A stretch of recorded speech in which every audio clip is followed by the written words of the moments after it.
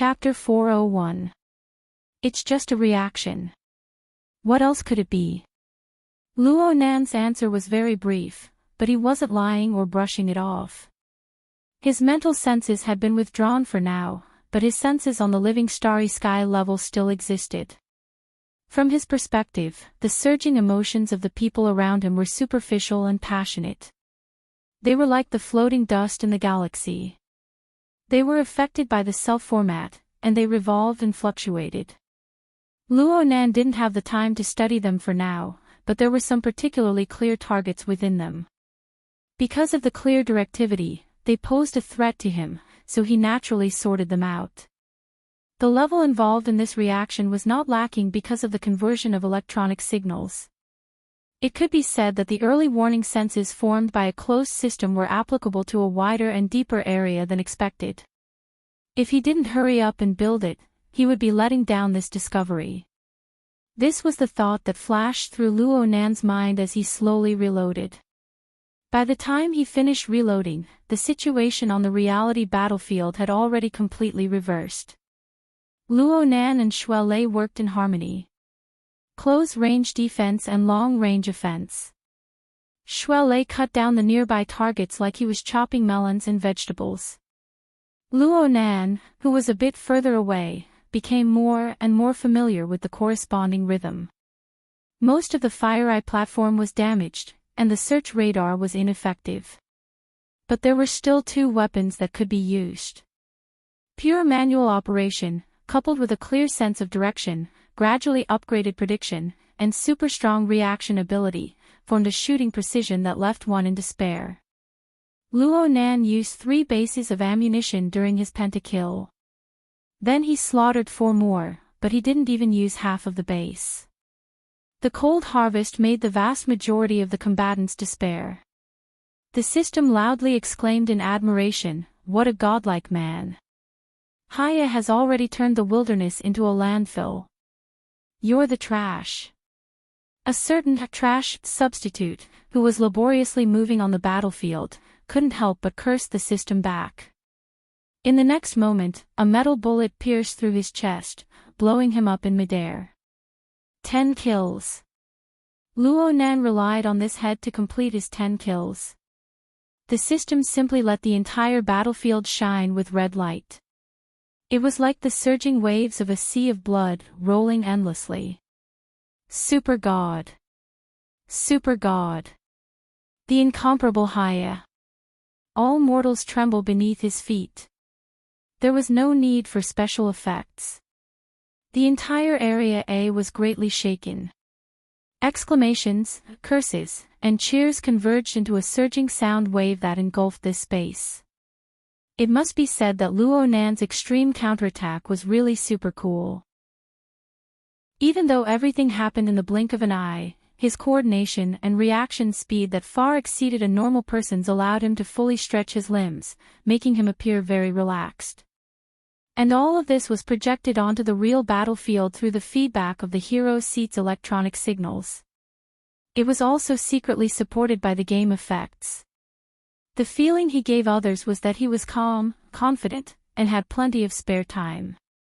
Next, with Xue Lei's cover, he reloaded at a moderate pace, controlled his pace, and took their heads one by one. He looked quiet and cold, and he hit the girl's G-spot. Carefree screams rang out incessantly. Even Ruan Zihue, Chiu Peipei, and Tian Si in the Alliance channel were full of praise and excitement. Why didn't I see this before? This scheming man. Mo Peng's heart was burning again. In the past, it was the fire of impatience, but now it was the fire of jealousy. Robio was also scratching his head. I remember that he used to be a super noob. It didn't seem like he was faking it earlier.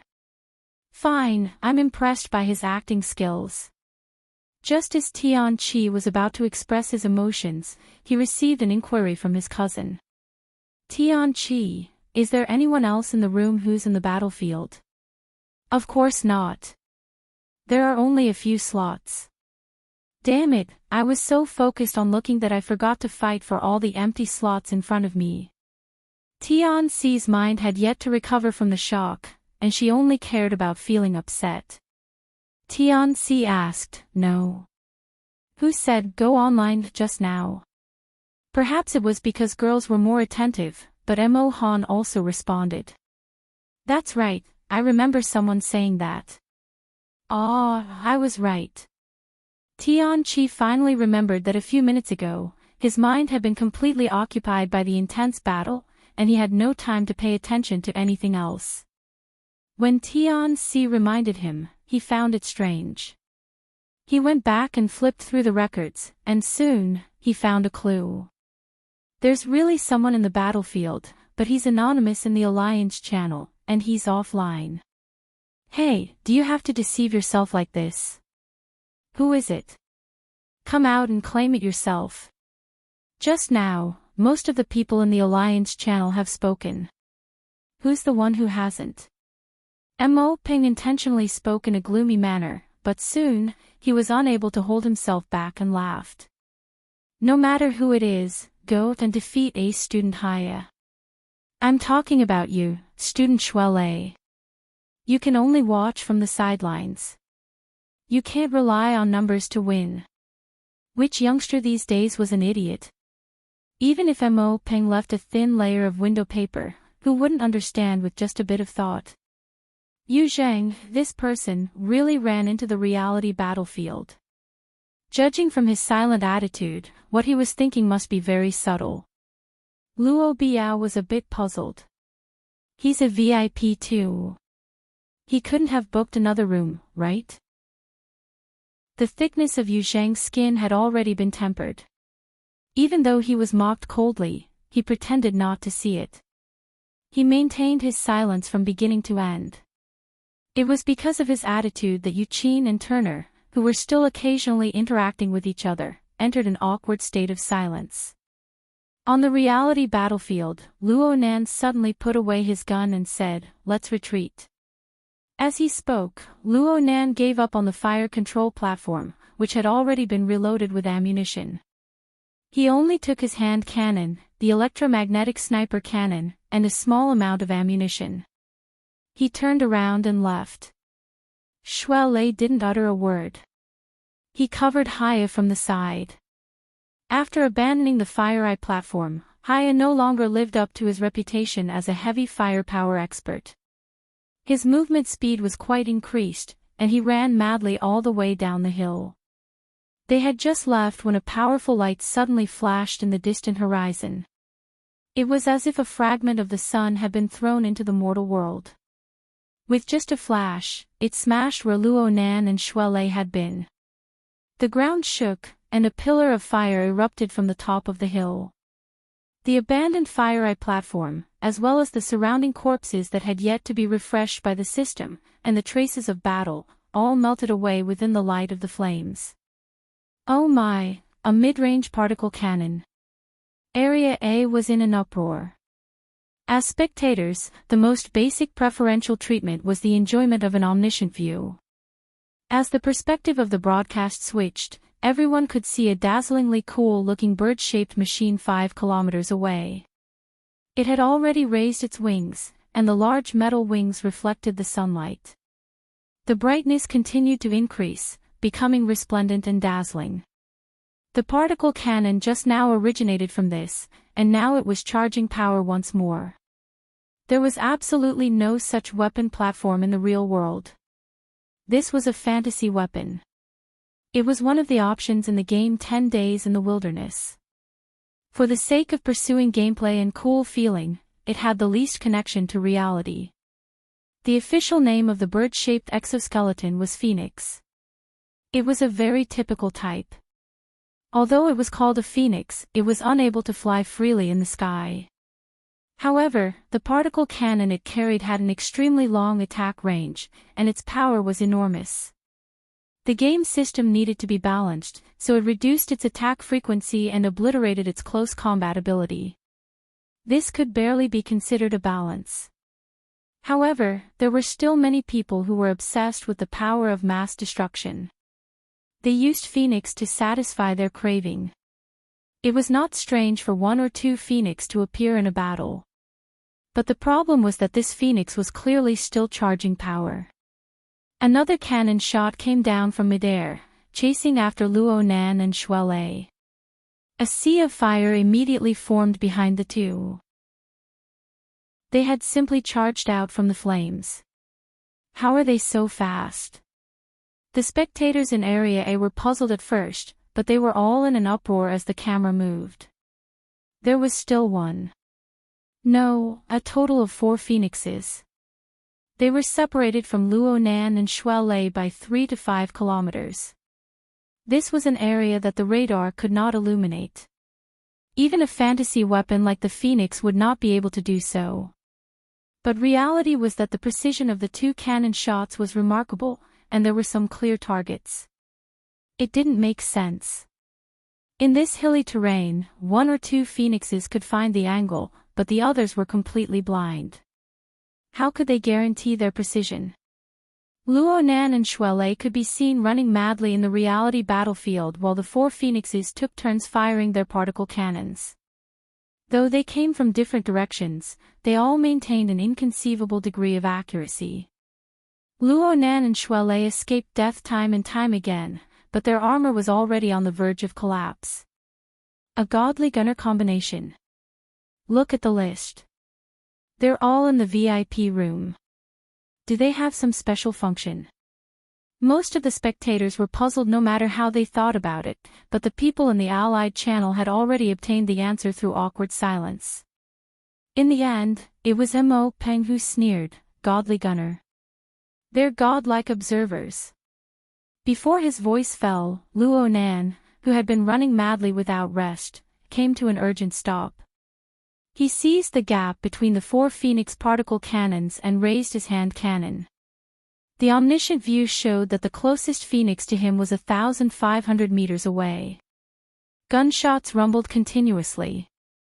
70 meters away, a certain small mound of dirt suffered from concentrated fire.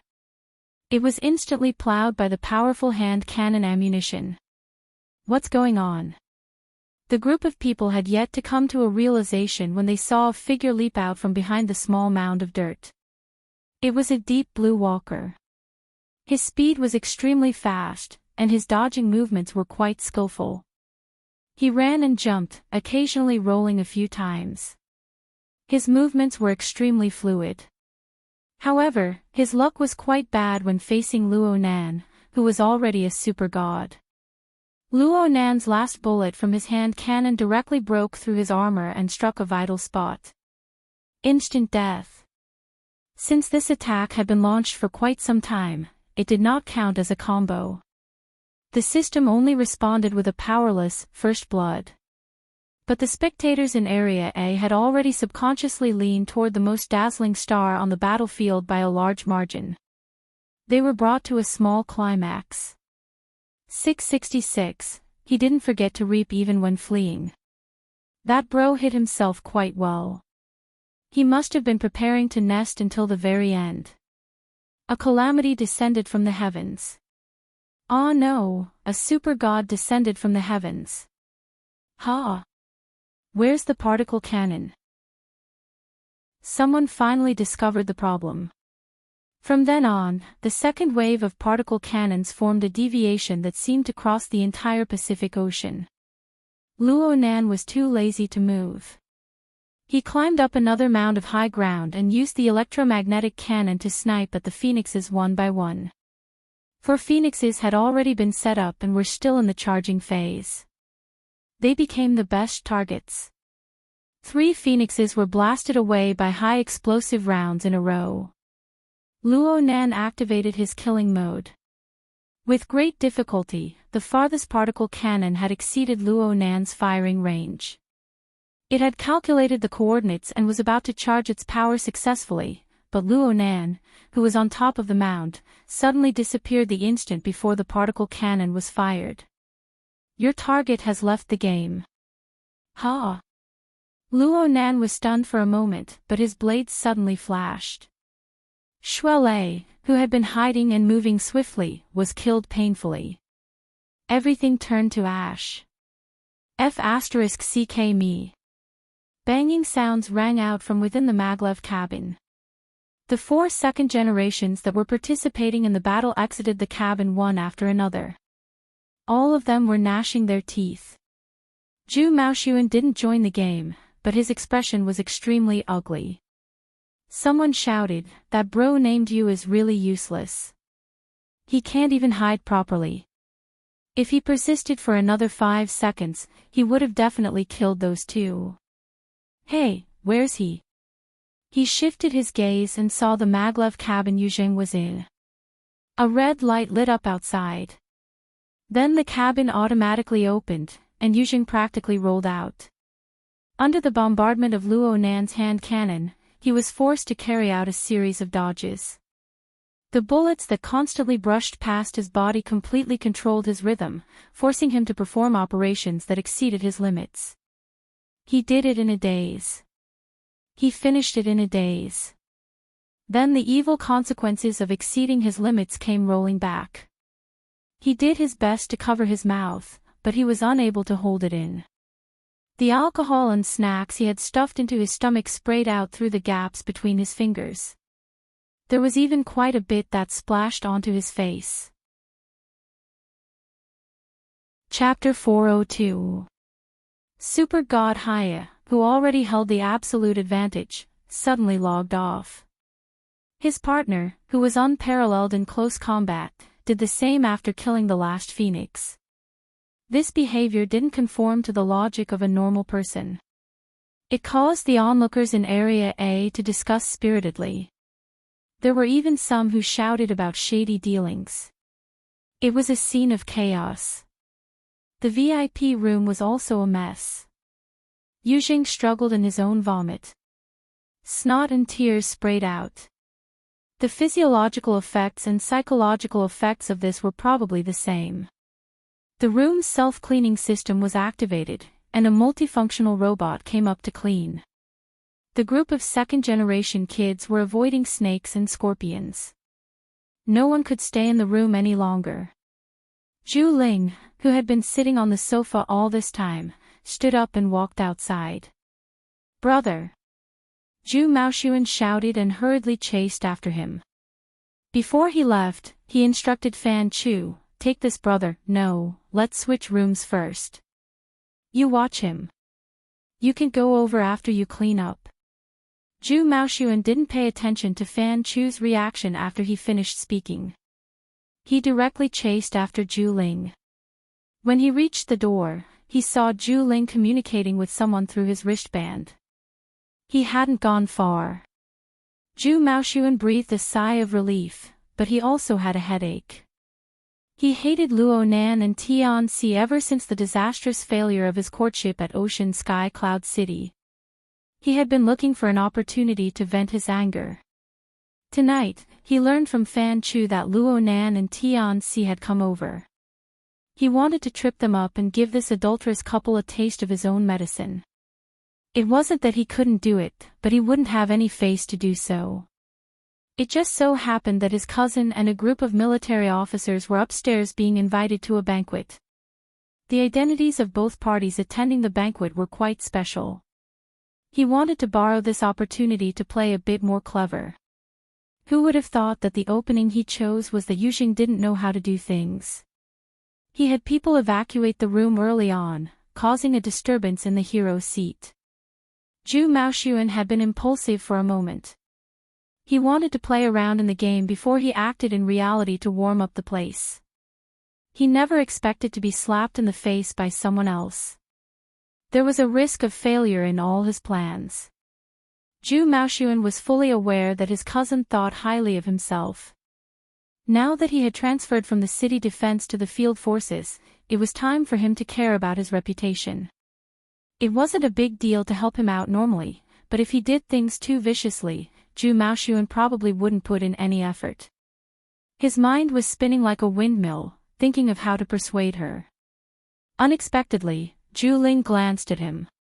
When he picked up the phone, he no longer used the guttural ventriloquism that the military was accustomed to. He switched to normal speech mode. "Little brother Wei Can." "Yes, I'm still down at Frost River Reality." Zhu Maoxuan's ears perked up as soon as he heard the 3 words younger brother Wei Can. His plan for tonight's most ideal situation, aside from his older cousin Zhu Ling, also included dragging this younger brother Wei Can into the water. It was just that he wasn't sure if the rumors he'd heard were useful or not. He could only deal with it as a contingency plan. Zhu Ling glanced at him again and said his name. Yes, it's Maoxuan. There's no need. I'm almost done here. I'll go up immediately.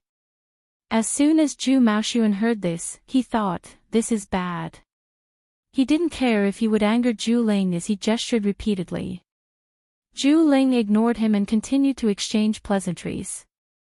Just when Zhu Maoling was about to give up all hope, the topic suddenly changed. All right, I'll wait for you for a while. Zhu Maoxuan nearly choked and forgot to be happy. Zhu Ling hung up and turned his head to look at Zhu Maoxuan. Aren't you waiting for him? Zhu Maoxuan knew that he could not play dumb in front of Zhu Ling, so he no longer concealed it. A happy expression appeared on his face as he cupped his hands in thanks. It's all thanks to you, Brother Ling. Zhu Ling's face was indifferent, but his eyes were very sharp. That Chen fellow is arrogant to his bones. He never gives favors for free. It seems that he's plotting something big this time. Zhu Maoxuan thought to himself, nonsense. He's the vice president of the student council. His father is the deputy chief of staff of the city defense army. Everyone knows that he's plotting something when he finds someone from your field army for a drink despite being 2 streets away. Thinking about it, Chen Weican is about to graduate. Perhaps he's starting to pave the way for his future. He's not going to continue his studies and is going to develop his career in the military. Zhu Maoxuan didn't care about what Chen Weican was plotting. He only cared about tonight's grand plan to trample on people. He only cared about whether or not it would be carried out smoothly. He laughed mischievously. I invited him to drink some wine and meet his underlings. What kind of favor is that? Zhu Ling stared at him. What about going a step further? Zhu Maoxuan gave a crafty smile. That's what I owe you, Brother Ling. Seeing him like this, Zhu Ling suddenly laughed. All right, it just so happens that there's something I need your help with. Zhu Maoxuan's heart was empty, but he quickly patted his chest. Brother Ling, I will absolutely not discount your orders. As they were speaking, the door to the VIP room in the back opened. Fan Chu hurriedly came out and saw his brothers chatting outside the door. He was a bit embarrassed, but he forced a smile and dodged towards the corridor. Zhu Maoxuan was a bit annoyed when he saw this. What are you doing? Didn't I tell you to change rooms? Fan Chu hurriedly said, Young Master Sun, I'm going to handle this matter. Please wait a moment. What about the Yuzheng in the room? I've already called someone. Here, they're coming. I guarantee that they'll sober him up quickly and clean him up. Zhu Maoxuan saw that there really was a waiter coming over. He grunted and raised his chin, telling Fan Chu to get lost. Zhu Ling muttered to himself in silence while Zhu Maoxuan was berating Fan Chu. It wasn't until the waiter walked past him and entered the VIP room that he opened his mouth and said, In a moment, before Chen Weican arrives, go to that room. Not together. No. You go first. You go together with that Yuzheng. Zhu Ling glanced at his cousin and spoke with a tone that could not be refused. Just the 2 of you. Zhu Maoxuan was stunned. This didn't seem right. While Zhu Maoxuan was dizzy, Fan Chu's head was full of questions. He was very vexed. From his perspective, Zhu Maoxuan's request to change rooms was preposterous. Everyone knew that resources like the VIP room had to be reserved. Now that Frost River reality was full, changing rooms was easier said than done. Fortunately, his luck was pretty good tonight. After a delay of 2 minutes, there was a VIP room that wanted to check out. He used a god-level operation to get the room before the customers lined up to reserve it. But just as he spoke to the group of second-generation young masters in the room, the VIP room guide sent a message. The customer who just checked out refused to leave and requested to renew the room. If this was the case, Fan Chu could have used the excuse of store regulations to evade it. But he heard two names from the guide. Young Master Xie, Young Master Hu are both here. Fan Chu's heart was about to explode. He barely managed to deal with Zhu Maoxuan's questions. He took a few steps around the corridor and arrived outside the Frost 7 room. The door to the VIP room was wide open. The beautiful guide was at the door, dealing with the questions of the customers inside. For a time, she was in a difficult situation. Why didn't you wait for us to leave before initializing it? Isn't Frost River Reality supposed to preserve the data of all VIP customers? Canceling or renewing a subscription is very normal. We admit that we lost our reservation, but we haven't even unloaded our equipment. We haven't even left the door. Why are you doing this to us? We won't make things difficult for you. Where's Inlo? You can have her come over and communicate with us. Fan Chu's heart was filled with bitterness when he heard the name Inlo. If he really did attract that person, then his position as store manager would be pretty much abolished. He was a clever person. Although he had not entered, he had a general understanding of what was going on from these snippets of conversation. In the end, it was a disaster caused by him forcefully cutting the queue. In order to replace the customers who had made reservations, he had done a small violation of the rules. Before the automatic cancellation process was completed, he had initialized Frost 7's data a few seconds in advance. As long as the customers truly wanted to leave, this was nothing. However, when they changed their minds and wanted to renew the reservation, the two processes did not verify each other's faults. This caused a loophole. But what was going on with the data? Fan Chu pondered for a moment. He braced himself and walked in. He saw that there weren't many people in the room. Aside from Young Master Xie, Young Master Hu, Xie Junping, and Hu Huaying, there was a relatively unfamiliar person. He looked like a pale scholar, but his voice was very sharp. Most of the questioning words came from his mouth. Young Master Xie, Young Master Hu, sorry. I'm the manager here, Fan Chu, sorry for what happened just now. It might be because of the opening of a new store. There are some problems with the system connection. It's not just this room. The other room, Frost 2, also has a similar problem. We are currently working on solving it. Fan Chu gathered his courage and secretly used a trick. He was prepared to put these two headaches together and solve them together. Renewing the reservation is definitely not a problem. However, reserving the room is a bit difficult. If the three of you don't mind, can we switch rooms? If Xie Junping agreed, Fan Chu dared to let them go to Frost 2, where Zhu Maoxuan and the others were. They would swap rooms and make the disturbance disappear without a trace. He had a good plan. Unfortunately, the crux of the matter did not lie here. Fan Chu, is it? Let's not talk about renewing the reservation for now. I want to ask you right now. How are you going to return the data that was erased by your initialization? The one who spoke was Xie Junping. He was dressed rather strangely today. He wore a retro training suit and a button gown that was loose from top to bottom. At first glance, he really did have the air of an immortal. It was just that his face was dark and his mood was terrible. That's right. Who cares about this shitty room? We want the data. The data. The brother with the shrill voice was certainly a bit neurotic. He was clapping his hands and shouting. He was extremely excited, and he felt as if he could go crazy at any moment. Fan Chu felt that things weren't too good. He probed, Young Master Xie, are you talking about the game data? We definitely have it here. If we switch to any other room, we can seamlessly access it. Bullsh**T game. The neurotic brother jumped. He really jumped. He jumped again and again as he waved his fists. That was the structure of the magic array that I painstakingly deduced. I finally had a bit of inspiration with great difficulty, and now it's all F*King ruined. Ruined. It wasn't successful in the first place. Hu Huaying was the most indifferent of the three. He had always disapproved of Xie Juanping's methods, so he muttered in a low voice. Neurotic, oh, he was actually the former president of the Mystic Arts Research Society, Dion. His ears were extremely sharp.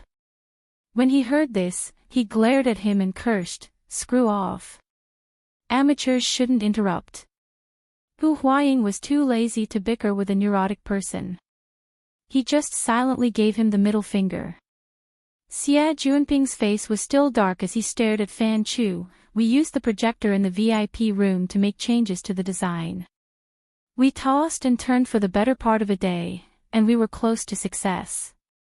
Then, with your initialization, everything was wiped clean. And these are things that I will have great use for very soon. Tell me clearly right now. Does your system automatically save them? Can I get my data back? Fan Chu's forehead was beaded with sweat. He knew that this matter would not be easily resolved. In the end, he did not dare to answer directly. He could only say, "Young Master Xie, I will immediately contact the technicians and do my best to give you a satisfactory answer." Xie Juanping's feet moved. Based on his previous temper, he would have already kicked him. However, this period of abiding by the precepts and cultivating still had some effect. The nameless fire stirred and was actually suppressed again. He silently recited, "Abiding by the precepts and advancing diligently, restraint comes first." Then, he no longer paid attention to Fan Chu and turned to Du Yong. "Sissy, who else do you think can do it according to the previous draft?" Du Yong was irritated. He paced in place, grinding for a long time before saying, "When it comes to the mystic arts, I still rather admire Tang Yi. Then contact her and ask her for help." Du Yong gaped. Whatever neurosis and irritation had disappeared. All that was left was embarrassment and embarrassment. Xie Juanping was finally irritated when he saw this. He stepped forward and grabbed Du Yong by the collar. "You led me through the door, and then this happened. So what if you help me ask someone?" Du Yong did not have any temper at this moment. He even stuttered, "But Tang Yi, she's not likely to care." "How do you know if you don't ask?" "Then, can I ask?" Xie Juanping took a deep breath and let go of Du Yong's collar. He took 2 steps back and massaged his temples in thought for a moment. He dialed a number through his wristband. After a few seconds, the call connected. He coughed and naturally lowered his posture. "Nanster, there's something I want to ask you. It's about, how do I say it, it's about a problem in the mystic arts. Aren't you very good at, very interested in this? So, I want to ask about this thing about magical arrays." Xie Juanping's stuttering appearance was too different from before. Even Du Yong, who was conflicted about whether or not to call Tang Yi, could not help but turn his head to look. Xie Juanping did not care about this. He walked a few steps deeper into the room and grunted in response. Suddenly, he raised his voice. "Hey, you're at Frost River Reality. Which store?" "Aurora Cloud City." "Holy crap." Xie Juanping suddenly became excited. Hurry up, hurry up. I'm at Frost 7 in the VIP area.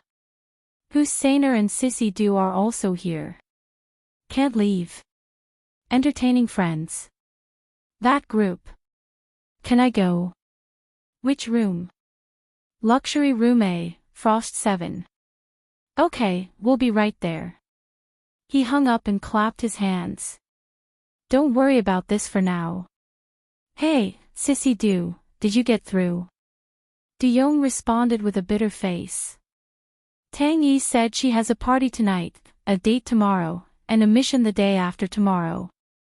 She won't take any orders. Xie Junping rolled his eyes. Then let's disband. Nanster and his friends are here. Let's go meet them. Yeah, let's see if there are any other opportunities to turn things around. As he spoke, his gaze turned to Fan Chu. You prepare 4 exquisite fruit platters and enough alcohol. Oh, no, non-alcoholic drinks. Send them to Frost 7. Be quick. Also, we can't delay here. Hey, why are you in a daze? Do you remember? Frost 7.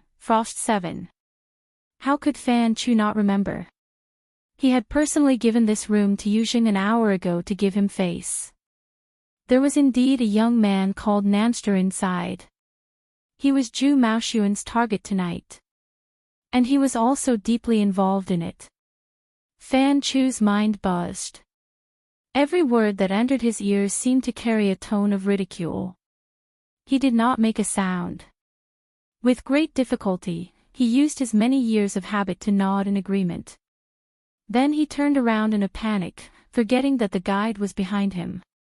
His foot hooked onto the guide's high heels. His body instantly lost balance and he fell forward. Ah!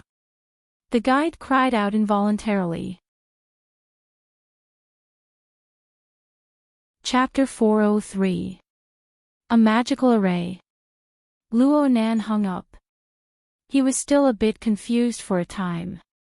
He did not find it strange that Xie Junping had appeared in Frost River reality. However, he had not understood the logic behind the topic of mystic arts. Speaking of the mystic arts and magical arrays, Luo Nan could transfer a few people to teach Xie Junping with his current connections. But with the difference in understanding between the inner world and the secular world, Luo Nan could not afford to make a fool of himself in the end. In case he encountered a swindler or something. Luo Nan felt that he should first help Xie Junping check things out. However, Luo Nan's focus was not on this right now. The reason why he wanted to quit the game and give up on the hero seat despite his irreversible victory was because the important person he invited, Cat Eyes, had already arrived. She had contacted him through the Hexier. He came out of the room while he was talking to Xie Junping. He stood by the door and waited. The call ended. He had already sensed Cat Eye's arrival, but his gaze swept over her. He was unable to immediately catch sight of her. Only when the real person stood before him and looked at him quietly did Luo Nan lock onto his target. Today, Cat Eyes was dressed in a minimalist style. She wore a light blue high-waist skirt, a white sweater, and nude high heels. She was so plain that not a single pattern could be seen. This was the first time Luo Nan saw her wearing a skirt, so he was unable to recognize her at first glance. However, it must be said that it was hard to change a person's habits. She was clearly wearing a plain dress, but Cat Eyes wore a black motorcycle jacket over it. The jacket was adorned with rivets. Paired with her parted hairstyle that covered half of her eyes, her large earrings on one side, and her fiery red lip makeup, she exuded a decadent aura that said, "I am very beautiful, but I will destroy myself at any moment." Cat Eyes must have drunk before coming. The faint smell of alcohol lingered around her as she stood before him. It was faint but not unpleasant. In his heart, Luo Nan felt that Cat Eye's current outfit was very beautiful. At the very least, it was more appealing to his taste than the nightclub style or the street dance style of the past. Cat Eyes tilted her head slightly and sized him up. Luo Nan did not know what she was thinking, but he could see disdain, provocation, and so on in her slightly raised eyes. She lacked the goodwill that a fellow practitioner should have. In the next moment, a smile blossomed on Cat Eye's face and lips. It was just like her makeup. Her plain foundation was strong. She took another step forward and was already sticking to Luo Nan's shoulder. She reached out her hand and hooked onto the crook of the arm of the boy in front of her. However, Cat Eyes was wearing high heels. She was taller than Luo Nan by 4 or 5 centimeters. This action was like a deformed hug between old friends. In short, it was very intimate. Especially when her slightly greasy red lips pressed against Luo Nan's ear. She lightly breathed, "Master, I will heed your call." The combination of alcohol and perfume produced an intoxicating magnetic force. Luo Nan's body froze for a moment. He was definitely nervous. This was the first time in his life that someone had called him a master, especially a beautiful woman who was so close to him. He could feel the warmth and elasticity of her body through half of his arm. At this moment, Luo Nan could faintly feel that there were 2 to 3 types of hormones secreting abnormally within his body. This caused his heartbeat, blood pressure, and so on to rise. He even felt hungry. However, after the physical reaction, a more subtle psychological factor arose. He couldn't distinguish more details, but he was unusually sensitive to the stimuli that caused it. His body did not move, but his eyes passed over Cat Eye's shoulder and stared straight ahead. He whispered, "What did you call me?" "My master, the man who dominates me." Cat Eyes let out a low laugh. Her greasy breath lingered around Luo Nan's ear and neck. Luo Nan's eyebrows jumped. Cat Eye's voice was sharp and clear. But when she deliberately lowered her voice, it had a metallic quality to it. It was like a light and thin blade scraping away fine lint while sticking close to a person's skin. It was comfortable and chilling. It was just like what Cat Eyes was doing right now. Her body created a sense of intimacy, but her bones were ice-cold vigilance and resistance. There was even an even more hidden and intense inclination towards destruction. Tisk. Luo Nan was a bit annoyed. Did this mean that his good intentions weren't repaid? Originally, he wanted to call her over and have a good chat. It would have been fine if she had maintained her previous indifference, but who was she trying to mock by putting on the face of a mistress? Could it be that I really want to destroy you? It was this flashing thought that suddenly touched a certain button in a complex physiological and psychological mechanism. He suddenly froze for a moment, and a certain advanced thought burst out of its eggshell. It was like a gorgeous and malevolent viper, emitting a hissing hiss. It was very easy to destroy. This thought was born, and the first thing to respond was his body's instincts. In an instant, the secretion of various hormones within his body exploded. His heartbeat, blood pressure, and hunger increased once more. Together, they formed a feeling of excitement that he had never felt in his entire life. The excitement was so sudden and intense that an astonishing heat burst forth from his internal organs. His entire body seemed to swell by a size. This sudden burst of energy acted on his nervous system. Luo Nan's forearm unconsciously raised to exert force, but it touched Cat Eye's elbow. He subconsciously closed his fingers and firmly grasped it. The motorcycle jacket was embedded with rivets in this position. The metal granules pressed into his palm, giving him a bit of pain. Cat Eye's mocking name came in a 3-hit combo at this time. "Master, what do you need?" "Ha!" Luo Nan looked straight ahead. He did not look at Cat Eyes, and he only let Cat Eyes see his side profile. After a hot and dry breath, the corners of his lips curled up. He exerted a bit of strength in his cheeks, but it was nothing compared to the restlessness of the living starry sky. The stimulation from the slight pain in his palm forced out a fidgety and unyielding emotion. It was like a fireball, the sound of it piercing straight into the sky. It burned the living starry sky, causing all the stars in the sky to lose their color. The others were fine, but the life sketches of the believers who were closely related to him had minute deformations. There was the possibility of them becoming chaotic and unbalanced in the next moment. Cat Eyes was not the only one affected by this. Luo Nan finally sensed that something was wrong. His thoughts changed once more, and his impulsive emotions submerged. Only then did he put an end to the surging waves of the living starry sky. The danger did not manifest. It only rippled slightly on a level that was hard for the believers to detect. And Cat Eyes clearly did not sense it at all. So in essence, Cat Eyes was just saying it. She was powerless against her own fate. How pitiful.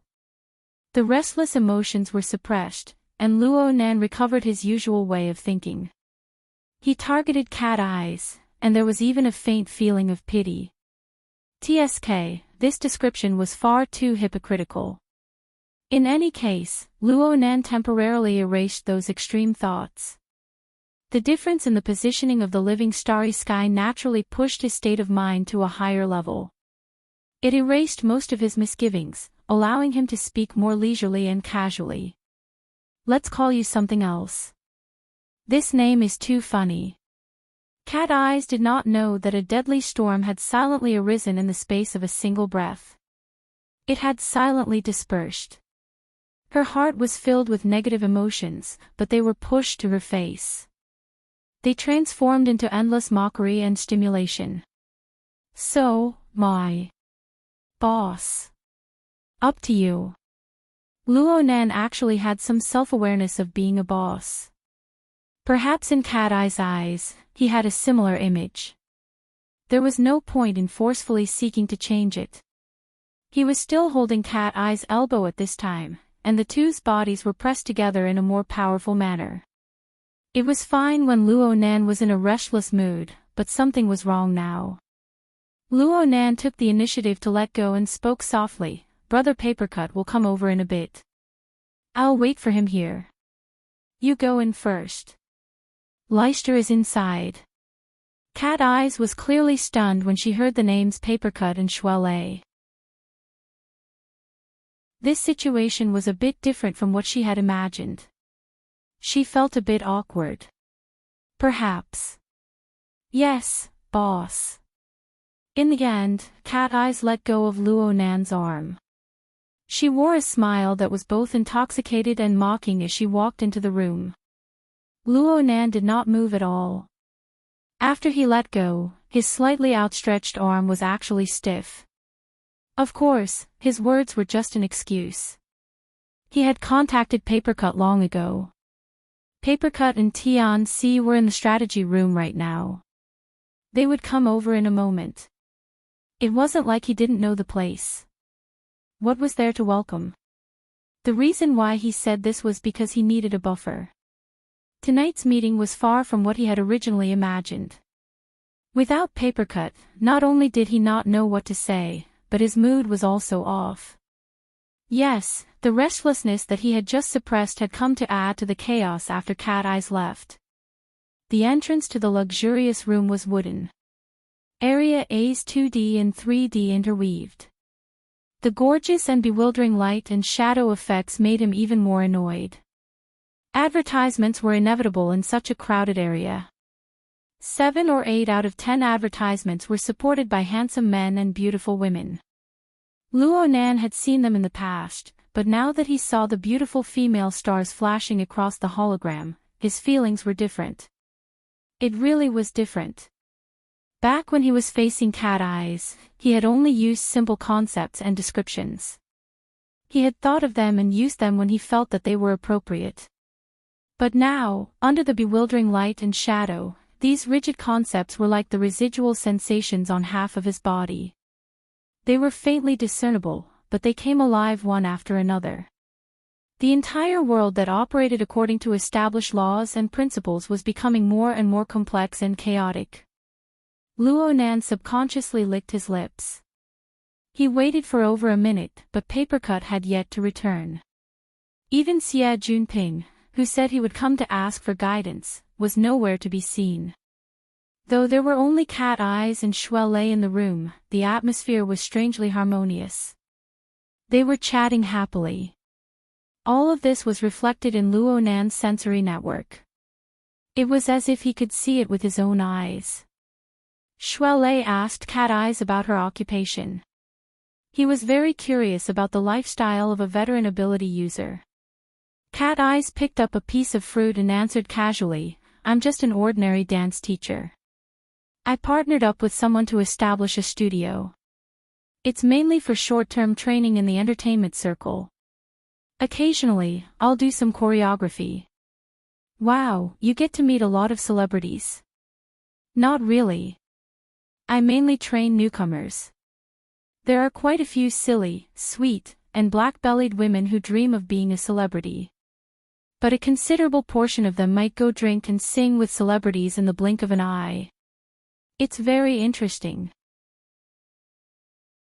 Cat Eyes said to Shuele with a smile, if you have the time, you can come to my place to earn some extra money. You can get to know some pretty girls. She gestured to Shuele, a young, strong, and fit coach like you. Those women would love nothing more than to swallow you whole. Shuele's face immediately flushed red. He waved his hand over and over. I don't know how to dance. Traditional martial arts routines are also a type of dance. Even though live-action movies have declined, there has always been a market for superpowers, martial arts, and the like. Many management companies have a demand in this area. I still have to go help out with the gym master. Shuele still couldn't quite accept such a dirty topic. He found an excuse for himself with great difficulty, but the heavens knew that Divine Yu Gym was about to close down. What else could he help out with? Cat Eyes went, oh. I have an impression that you came from a Daewon. Do you want to open a Daewon and accept disciples in the future? Yeah. That would be extremely ideal for me. Like the gym master, or like the society's Mr. Giant Arm. They were already talking about their ideals. It shouldn't be a problem to go in, right? Luo Nan took a deep breath, put on an indifferent expression, and walked into the room. Cat Eyes saw Luo Nan enter, but she pretended not to see him. Her behavior was completely different from her intimate behavior outside. On the other hand, Shuele let out a long breath. His tall and sturdy body shrunk into the sofa, indicating that he couldn't handle this big sister. It was better for Nanster to do it. Other than the luxurious seats under the suitcases, there was also a sofa in the corner of the large luxurious room used for conversation. Right now, Shuele and Cat Eyes were sitting on either side of the sofa in the corner. Cat Eyes was in the middle, and Shuele was in the corner, maintaining a polite social distance. Luo Nan looked around and walked over. He wanted to sit next to Shuele when he started walking, but in the blink of an eye, he had already bypassed the coffee table and walked to the middle seat. He was going to sit together with Cat Eyes. Shuele didn't think too much about it. He picked up a canned drink from the coffee table and tossed it over. He said, "You haven't even eaten the fruit platter yet. If you put any more, the taste will change." Luo Nan caught the drink and conveniently sat next to Cat Eyes. The sofa must have been too soft. His body sunk down the moment he sat down. The polite distance between them suddenly shortened by quite a bit. When he stretched his body to grab the fruit, he was once again pressed against Cat Eyes' body. He didn't know where he touched, but he felt as if his shoulder and elbow had been electrified. Moreover, perhaps it was the stimulation of the gastric juices, but his mouth was secreting large amounts of saliva. His cheeks and the corners of his mouth were numb, and even his breathing had changed. Was he nervous? Or was he enjoying it? Luo Nan wanted to do a bit of self-analysis, but the train of thought in his mind was too chaotic. It couldn't even compare to when he wanted to destroy someone earlier. Cat Eyes didn't utter a single word. Luo Nan took a sliced apple and took a bite. He didn't feel anything, but his saliva secreted in large amounts once more. Yep, it was sour.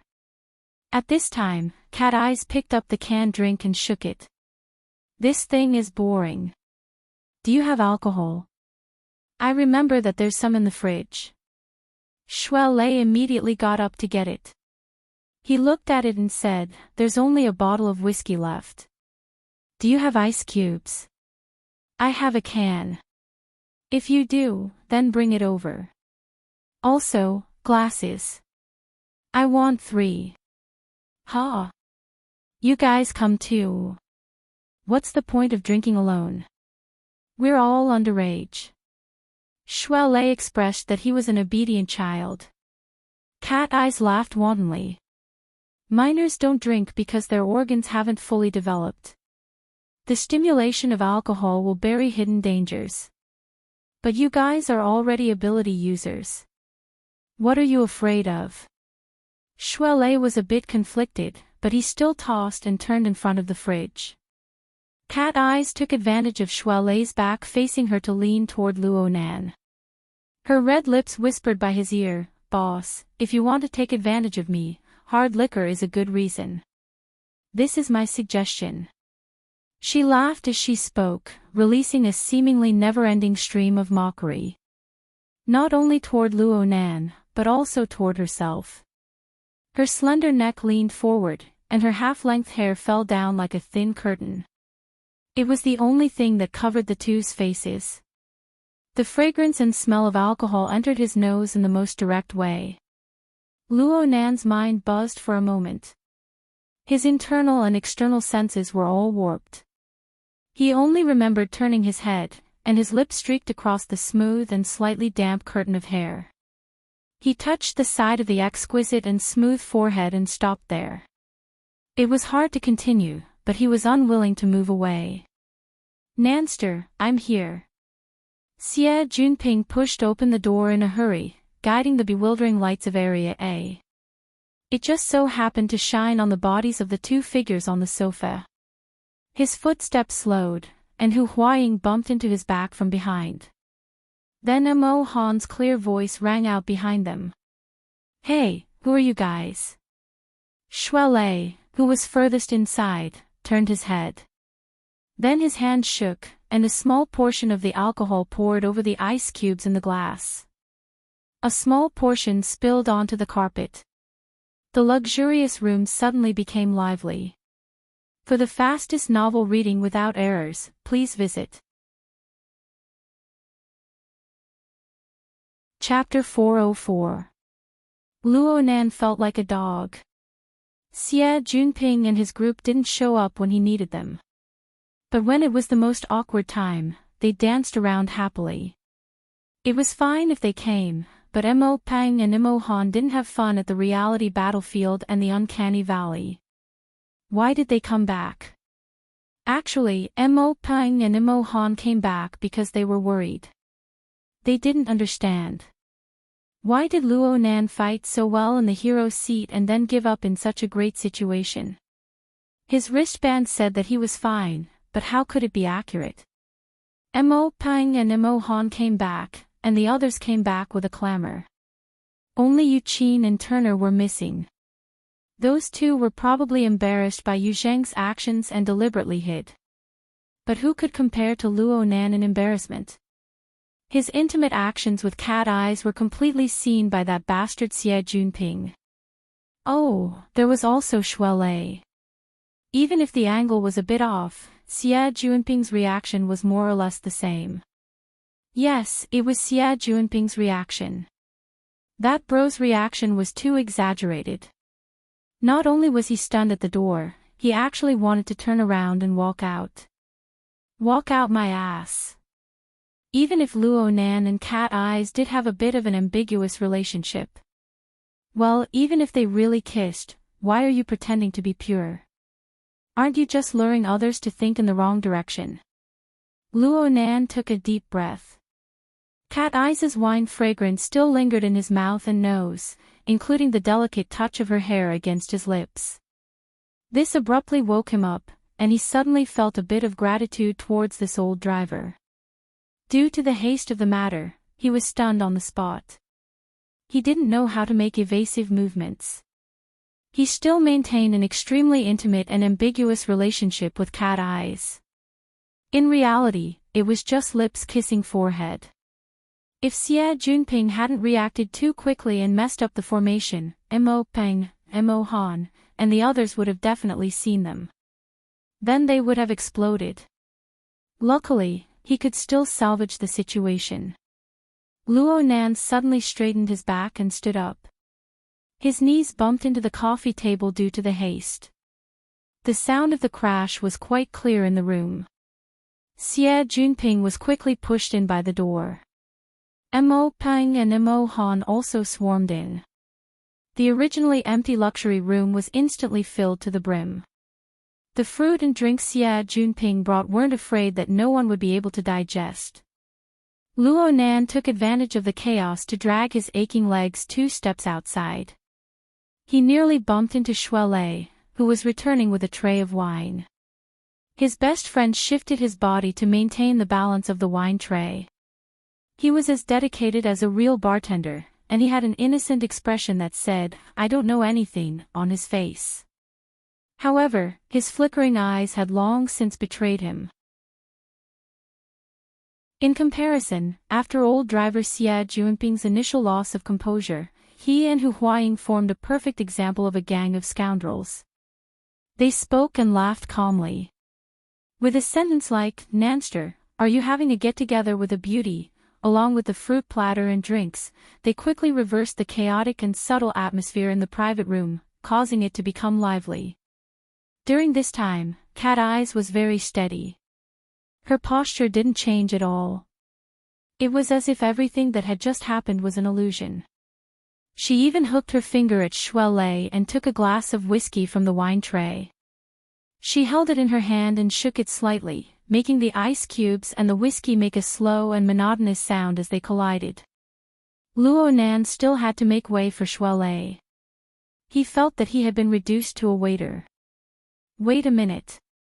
Wasn't this more like a special service personnel? He could not help but clench his teeth. He was embarrassed, but also angry. If Cat Eyes wasn't afraid, then what the hell was he afraid of? At this time, the majority of the people who had rushed in had their gazes fall on the sofa corner. They were already unable to see the situation. Cat Eyes sat alone on the sofa's main seat, while Luo Nan and Shui Lei stood together. There was a certain distance between the two. If one were to forcefully say that there was, then it would probably be that Cat Eye's makeup and actions were extremely mature and charming. It caused several young men and women to stare stupidly. Then, the gazes of a portion of people were attracted by the alcohol set that Shui Lei was carrying. Tong Hui of the Grey combo hit the nail on the head with a single sentence, the Adelberg classic.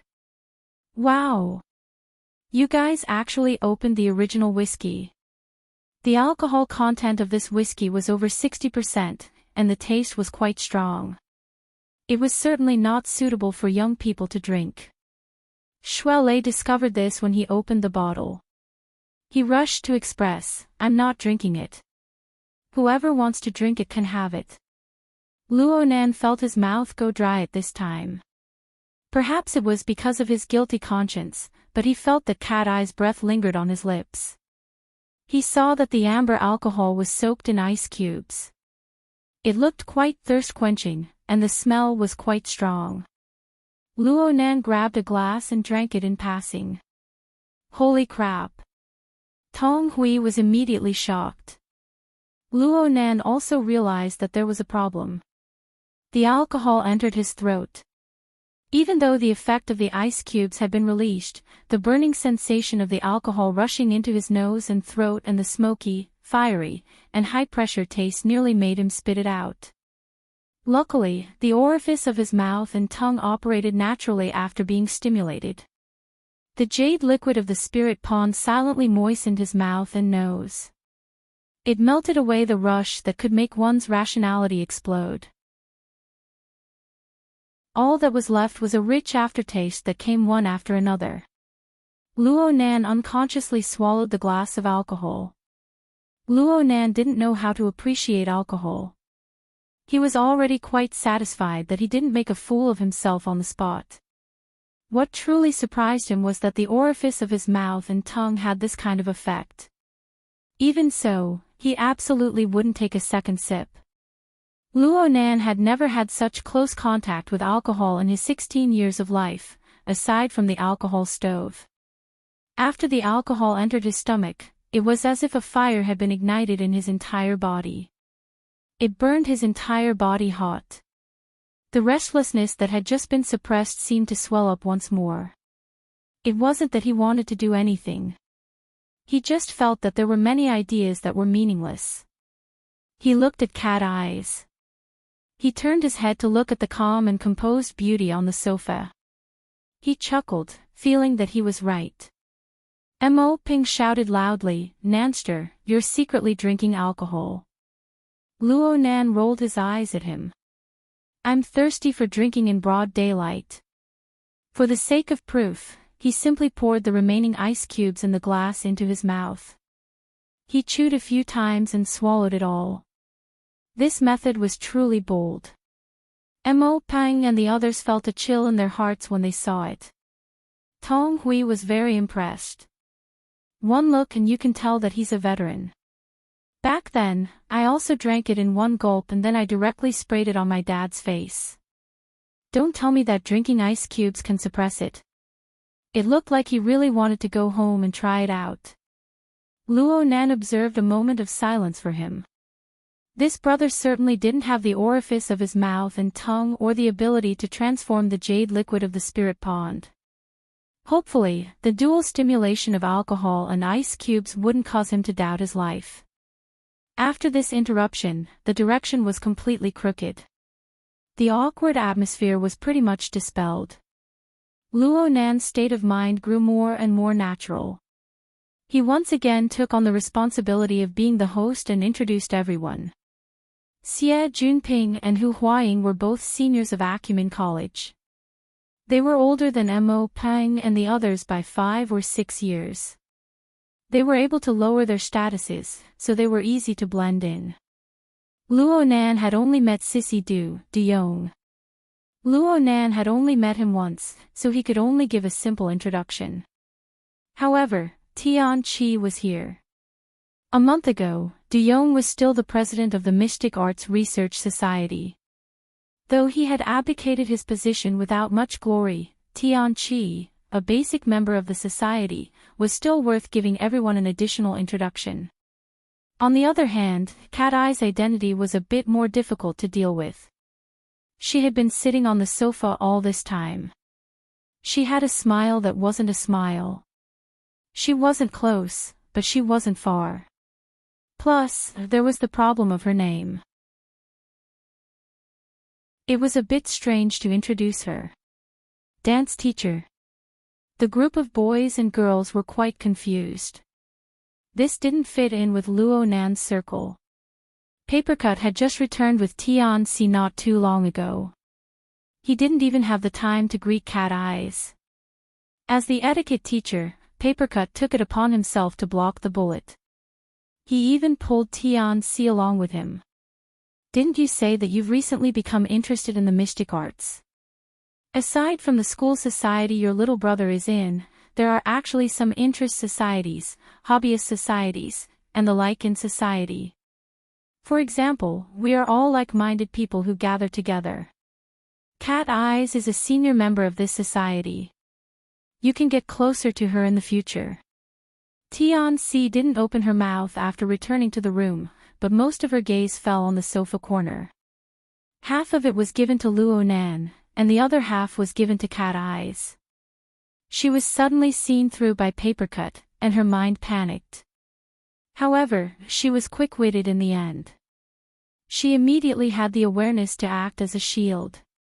She immediately walked forward, bowed, and extended her hand across the short table. "Hello, Sister Cat Eyes. I'm Tian Si. Please advise me in the future." Cat Eyes still hadn't gotten up from the sofa. She just extended her hand and lightly touched Tian Si's. She appeared a bit cold. "I can't say advise you, but since you've entered this circle, there are opportunities to exchange experiences." Tian Si smiled warmly. "I haven't officially joined yet. Is the day when you're involved with a certain person still far away?" Tian Si was a bit startled. She locked gazes with Cat Eyes in the next moment. She only felt that her hair seemed misty, but it was actually cold, clear, and sharp. There was also a subtle implication that said, "I understand everything." Her heart clenched a bit. She was actually stunned for a time. The two extremely beautiful women looked at each other across the short table. The scene was clearly extremely gorgeous, but under the dim lighting, the dark tones quietly played the leading role. There was an instant when the noisy room suddenly quieted down. Then it was covered up by Papercut's pretentious Shanghai laughter. Papercut had done quite well, but he had underestimated the power of the young's imagination.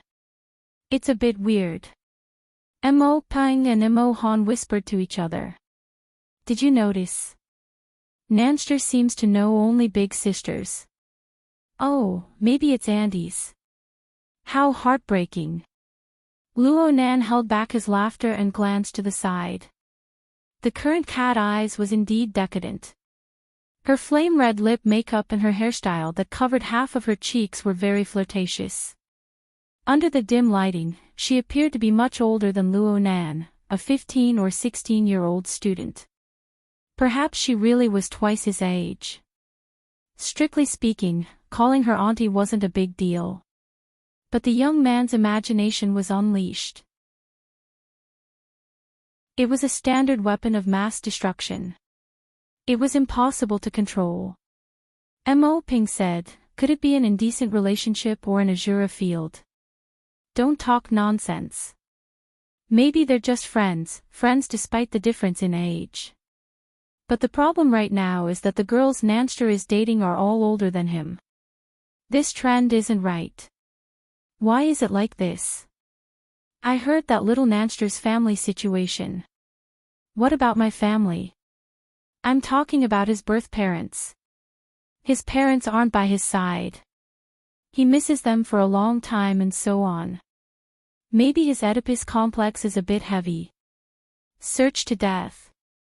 Luo Nan nearly crushed the empty glass in his hand. "Can you two be any louder? Don't you know that a good half of the people in the room are ability users? You're trying to ruin me." Before he could finish his thought, two people in the room had already spat. Papercut had just taken a glass of alcohol from Shuelei and took a sip. He had come back late, so he didn't see the most awkward moments. He lacked resistance, and now he collapsed from being teased. It was only logical that he choked on the peat-flavored whiskey. The other person who spat was Xie Junping. It was just that he spat out mineral water. Ha! This was a bit odd. Luo Nan discovered that Xie Junping hadn't touched a drop of alcohol today. He didn't even drink a beverage. He just drank a glass of mineral water. Also, were Mo Peng and Mo Han whispering that loudly? Xie Junping, who was nearly 5 meters away, could actually hear them. When did his eyes and ears become so sharp? Luo Nan sized up Xie Junping seriously. The two hadn't met many times during this time.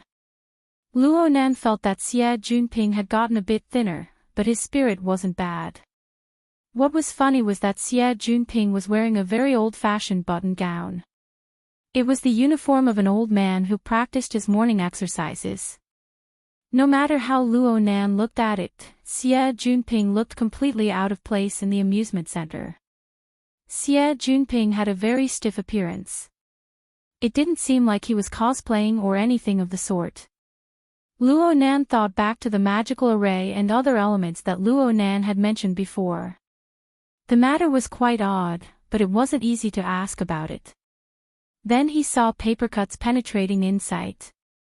People of the same age as Mo Pang and Mo Han shouldn't be placed together with Cat Eyes and the others. There were many topics that simply couldn't be discussed. Papercut was lucky enough to escape the misfortune of spitting out alcohol from his nostrils.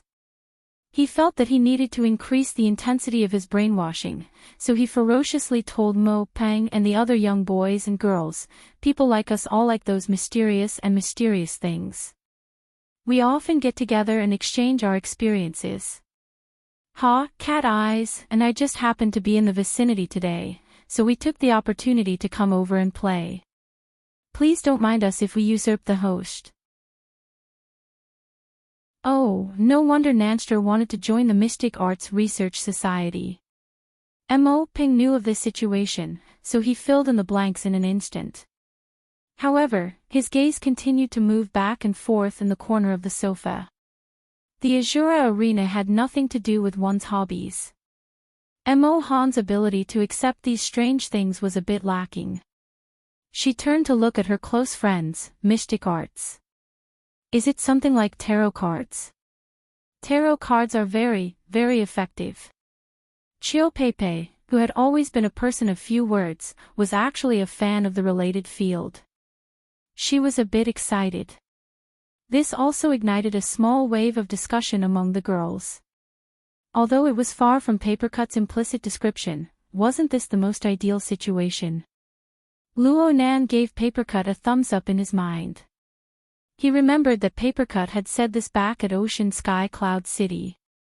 Back then, he had fooled Xie Junping and Hu Huaying. Now it was Mo Han and Mo Peng's turn. It could be said that Papercut and Luo Nan were echoing each other without a single flaw.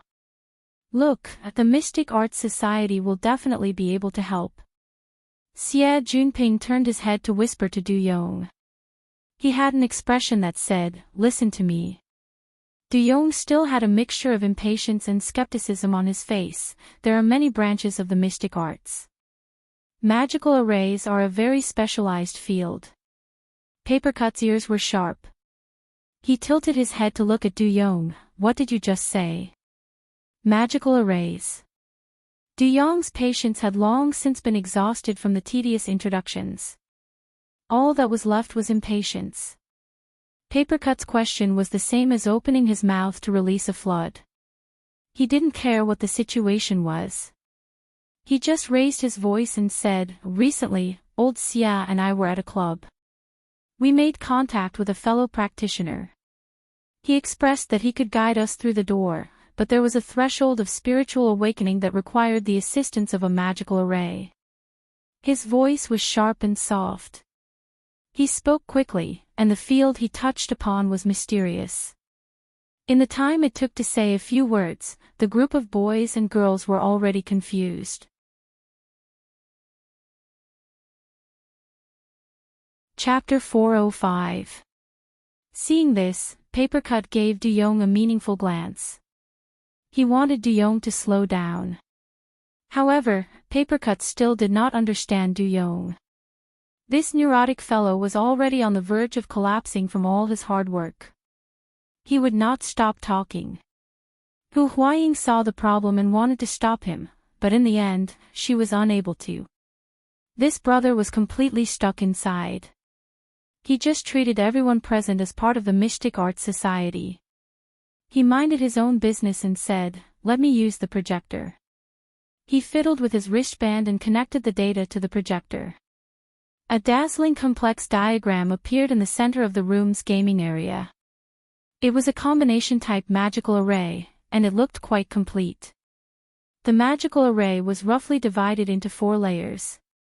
The overall composition was a deep blue color, and the symbols at the key nodes were dark red and dark gold.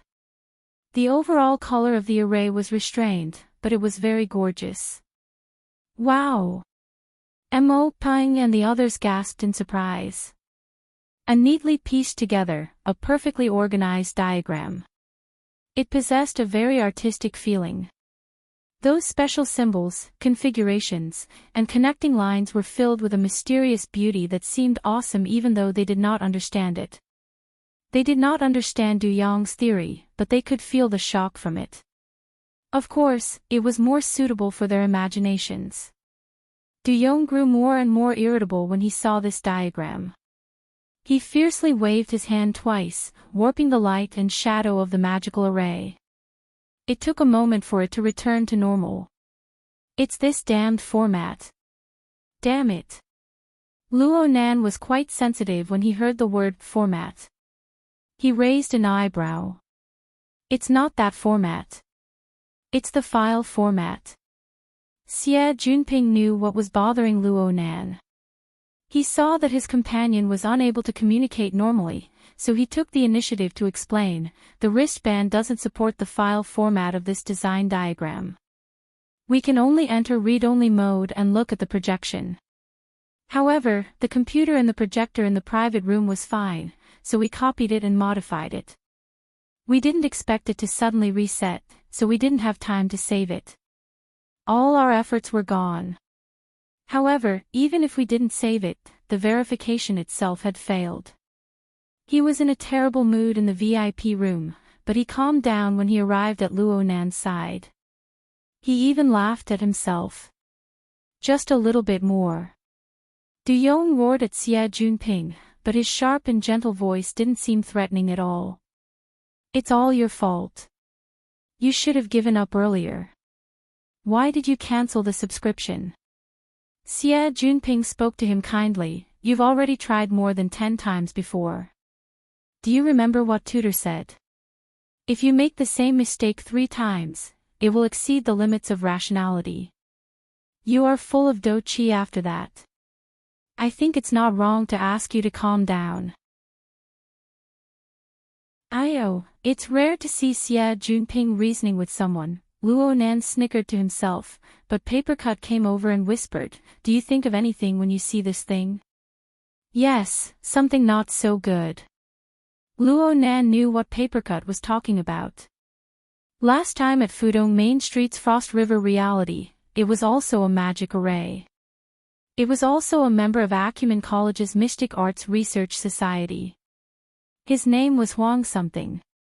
Just like that, the forged human-faced arachnid became the experimental product of the Order of Justice. Luo Nan was still extremely sensitive to such matters. Luo Nan's gaze rested on the projection of the magic array. From the perspective of the mystic arts, Luo Nan didn't have much to say. At most, he had a bit of a basic concept. However, from the perspective of the operational structure of energy and information, he had a bit of a right to speak. He tried to straighten out the order laws and principles inside, and he started with the 3-level structure of formatting theory out of habit. He was entranced for a time. On the other side, Papercut directly asked Luo Nan, this magic array can be used immediately, right? What I mean is that you don't need to arrange and engrave it. You just need to use the light from the projector. Yes. This is what Tutor meant. Du Yong nodded like he was pounding garlic. He was actually able to see this point with a single glance. Du Yong's confidence in Papercut and the society instantly rose. Did you hear that? Hey! Papercut wanted to talk privately with Luo Nan, but he saw that this bro was already entranced. Papercut could only give Luo Nan a light nudge, telling him not to rush into a domain that others could not understand. First figure out the surrounding information. Once you have a direction, you can talk about professional matters. This way, you don't have to worry too much. This was the advice of a veteran. Luo Nan was quite convinced. However, Luo Nan really did have a vague idea after sweeping a few glances, and it wasn't from formatting theory. It was a very rare situation. Luo Nan reluctantly glanced a few more times, temporarily turning his mind to the plane of reality. He inexplicably glanced over and saw that Cat Eyes had been tasting wine in the sandy corner all this time. She had poured an unknown number of cups. Cat Eyes is in a bad mood. I can tell that she's in a bad mood. Let's not bother her for now. Papercut indicated for the two of them to go first. He felt that Luo Nan wasn't paying attention, so he repeated the information he got from Du Yong. Only then did he laugh. It's a very familiar situation, right? Luo Nan nodded. Papercut wasn't present at the time. He must have read the operation briefing in detail afterward. And the main source of information for this briefing was Luo Nan. Of course, he wouldn't forget. It's exactly the same as last time. Are you talking about the Order of Justice? It shouldn't be. If it's the Order of Justice, the inner magic ring will certainly show an extremely clear balance or imbalance. It's quite easy to recognize. I learned a bit after the event. It seems that the technique of forming a magic array through projection has spread over the past 2 years. Many orders are doing this. Then, Luo Nan felt that the direction was a bit chaotic. I currently have a direction. The main structure of this magic array is quite complete. It doesn't have those laughable mistakes or the rigidity that imitates ancient times. It isn't some kind of charlatan scammer. The difficulty of drawing it isn't high either. All you need to do is be patient. On the other hand, the so-called adaptive adjustment is quite interesting. It tests one's spirituality and creativity in related fields. It looks like a written entrance exam. Is the order recruiting? It's spiritual awakening. The name matches the reality. However, no order has ever done this before. They place more emphasis on the pious faith of their believers. Luo Nan keenly grasped the most crucial piece of information. Never before. Definitely not. It might not necessarily be an order. It could be a firm like the Society or Her Majesty Empress Wu. Papercut grinned. This is the importance of surrounding information. I just asked little Xia. Their teacher taught them spiritual awakening techniques. There are very clear religious rituals and directions. Luo Nan rolled his eyes. You can just say it directly. Creation. Which one? Chapter 406. Do they really think they're the creator? Luo Nan was astonished. They sure have a big tone. Is it some world-class order? This is where the problem lies. Papercut shrugged. I just did a search. There's no relevant information in the database. Neither the society nor the military and political departments of Xia City have any records of this. In other words, it's very likely that this is a new order, a new power that hasn't entered everyone's line of sight. Aren't you going to consult the secretary about this new information? Luo Nan blinked. Sister Yuan. Trouble her. Is this a rare situation? Papercut nodded. New orders that are so organized right from the start are indeed rare.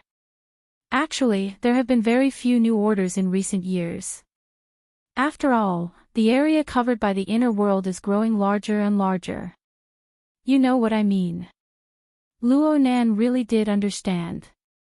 As the influence of the inner world on the society of the modern world grew stronger and stronger, their ability to unearth and nurture talents was enough to minimize the existence of undiscovered pearls. Under these circumstances, an extremely mature new order suddenly popped out from a crack in the rock. Everyone couldn't help but think in a more conservative direction. Luo Nan was about to contact Yuan, but he had second thoughts. It would be best to let her take a look at the magical array. It could be considered a reference. He tried to communicate with Du Yong. Can you make a copy of the magical array? No problem. Du Yong was so straightforward that it was suspicious. Xie Junping gave an additional explanation. According to what the instructor said, the matter of spiritual awakening should be done by gathering the wisdom of all parties. There should also be the help of friends to obtain the best plan. There's no need to be so secretive and secretive. It looked like a very open-minded order. Luo Nan and Papercut glanced at each other. Papercut asked in a seemingly casual manner, "Is it convenient for you to introduce the instructor who led you in? Perhaps you know him." Xie Junping was truly magnanimous to a certain extent. He didn't even stumble. His last name is Wan. We all call him Dean Wan. He works in a welfare home in the Forest Wall district. He's truly capable. This sort of information acquisition simply didn't give one any sense of accomplishment. Luo Nan was shaking his head when a light bulb suddenly flashed in his mind. A scene appeared in his mind. It was the memory of him controlling ink to probe the Forest Wall district last week when he was outsourced scouting. He had once seen an ability user there. The ability user had the intention of preaching and preaching. Even children as far away as Trigate District went over to listen. Could it be that person? Of course, it was wrong to make random guesses, but the combination of preaching and forest wall area and other factors increased the chances of success. If it was really him, then that person's career would be much bigger than expected. Luo Nan didn't have any hard evidence for this conjecture. It was hard to explain with the special perspective of long-range perception, so Luo Nan didn't say much to Papercut. He received the document Du Yong transferred over and used the hexier to converse with He Yuan. However, in the next second, the other side indicated that it was busy and the call was not connected. This wasn't strange at all. 8 or 9 o'clock in the evening was one of He Yuan's busiest times. Unless it was an extremely urgent matter, it would be pushed to the back. Luo Nan thought for a bit and created a temporary mission. He pulled He Yuan, Papercut, Shuelei, and Cat Eyes into it. Only then did he send He Yuan a message and a document. It was a multi-party sharing. Papercut glanced at it and said, "Oh, Cloud Map. This is the most suitable mapping software for creating magic arrays. It doesn't seem like a particularly closed sect. That might be good news." Luo Nan noticed that the file displayed a clear icon. The hexier can read it. Of course, this kind of practical function still needs to be integrated into it. Luo Nan saw Du Yong gnash his teeth at the read-only projection, but he was unwilling to copy the file onto the computer no matter what. He felt that there really was something wrong with this bro's brain. Luo Nan sighed, "Forget it. Just use mine." He directly connected the hexier to the projector. He didn't need to switch. He just opened it from the mission window. He set up an open mode of operation, removing the read-only restriction. Everyone could operate it. He casually swiped and left a clear mark on the magic array. The mark was preserved. In the next moment, he cancelled the mark. He tried it a few times and confirmed, "You can modify it now. You can try to recall it and find the feeling. Let us see your train of thought. Relax, this will be preserved at all times." Luo Nan rubbed his fingers halfway through his words. He seemed to be deep in thought. The feeling of light streaking past was very interesting. It also gave him a more direct feeling toward the order and method of the operation of the magic array's energy and information. It made his already fuzzy inspiration become clear once more. His thoughts immediately sank into it. Du Yong was skeptical at first, but he soon saw the tool window of the cloud map software. His heart swelled with enormous joy. He was just about to operate it when he saw Mo Han and a few other girls trying to operate it out of curiosity. He didn't even think before he shouted, "Don't break the template." This shout was the limit of his reprimand. The gentle and quiet Chiu Peipei was the most timid. She was so shocked that she took a step back and repeatedly apologized. Mo Han wasn't afraid of him. She was even more annoyed that he had startled her friend. She said disdainfully, "There's a rollback operation." "What are you afraid of?" Du Yong was truly shocked by his terrible memory. He shook his head over and over. At this time, he displayed an extremely repulsive mentality toward all non-professionals. It was impossible to communicate with this kind of neurotic person. Papercut understood this point very well. He turned to look at the group of boys and girls. "You guys aren't going to play. We professionals. Enthusiasts can discuss it here." Mo Han looked at him with wide eyes. Hey. Are you guys trying to clear the place and drive people away?" Papercut obviously wouldn't bicker with a little girl. He turned to ask Luo Nan, "How about we change locations first?" He felt that things like data migration couldn't be simpler with the hexier. He could also logically separate people. Many things would be easier to talk about. But when he turned his gaze over, he saw that Luo Nan was staring at the magic array without looking away. Luo Nan turned a deaf ear to Papercut's suggestion.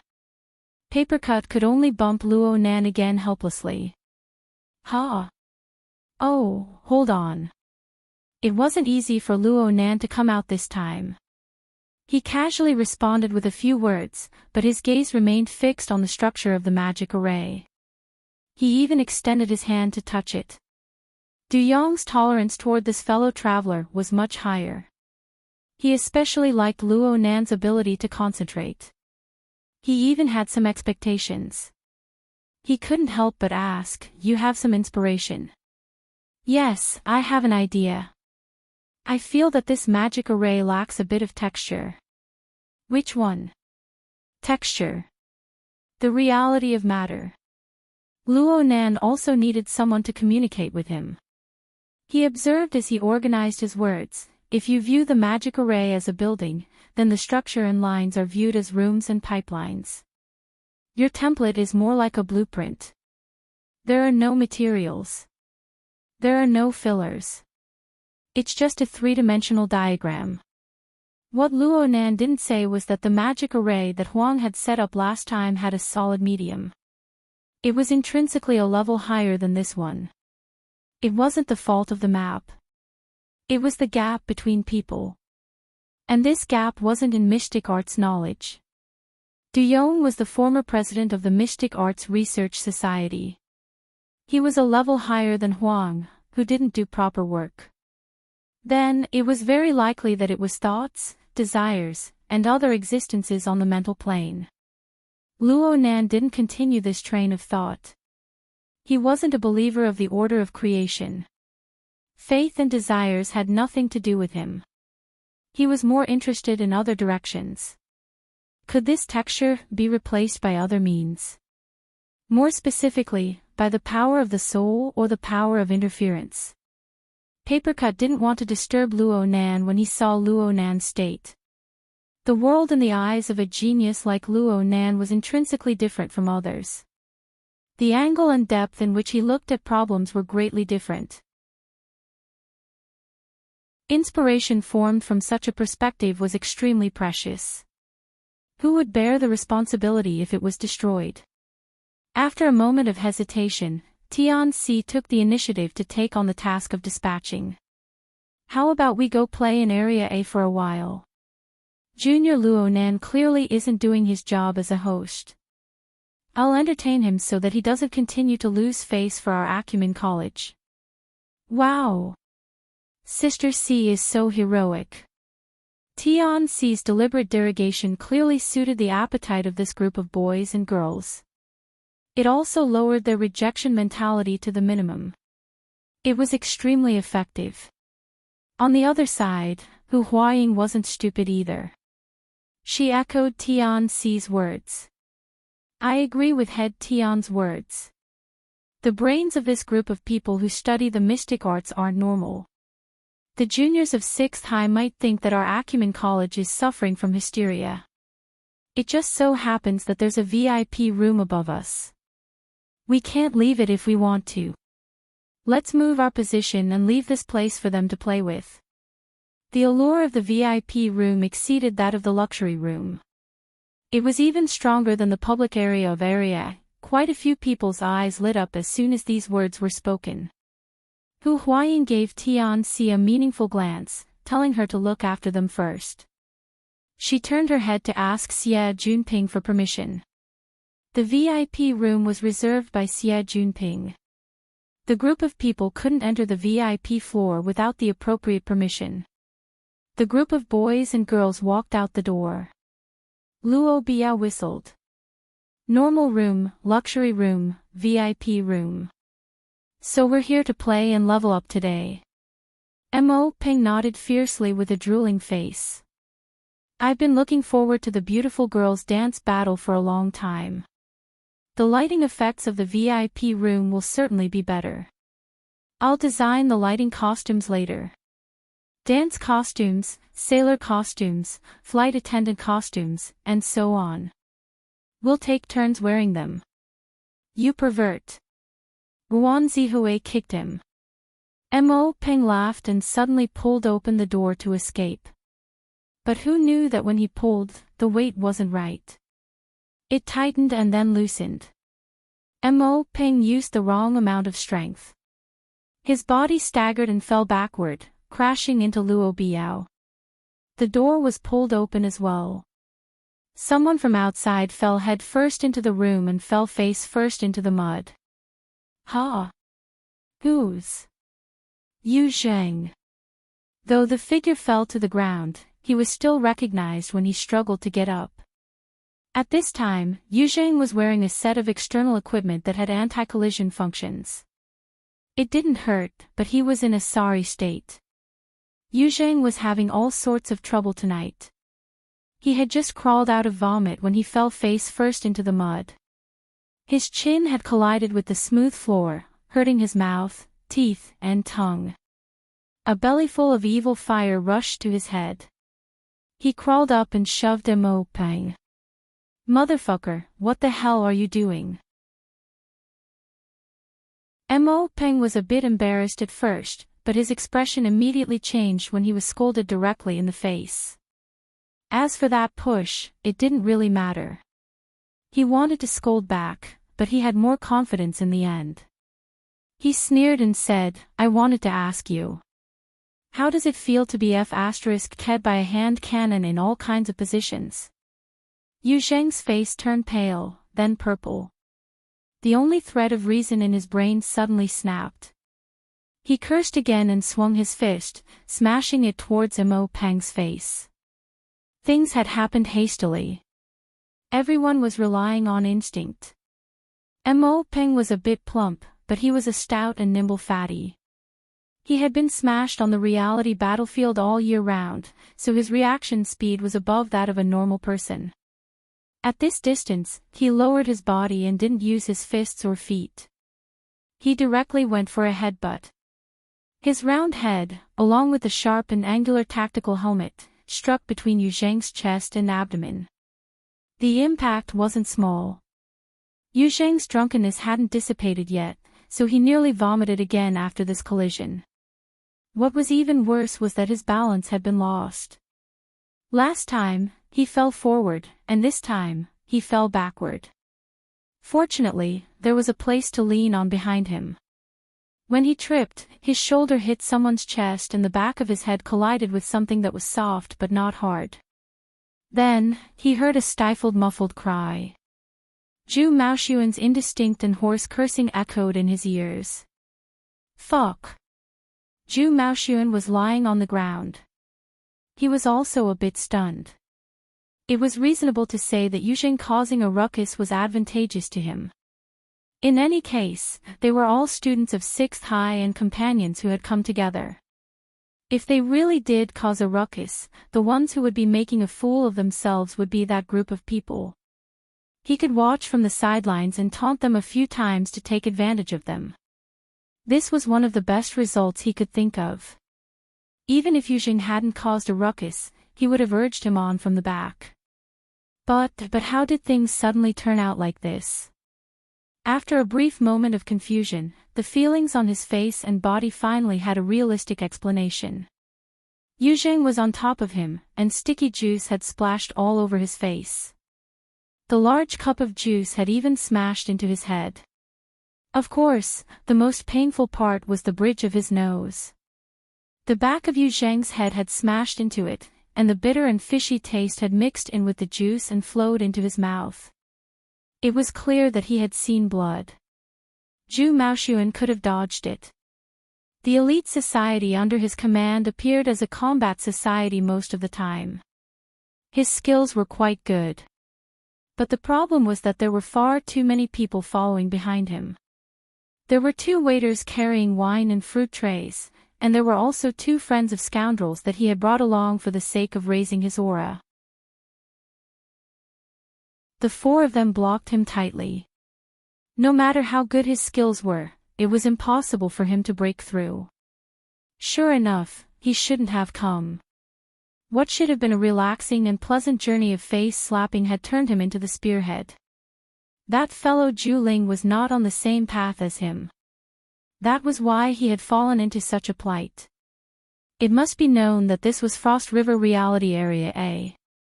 It was one of the most densely populated areas in all of Xiao City.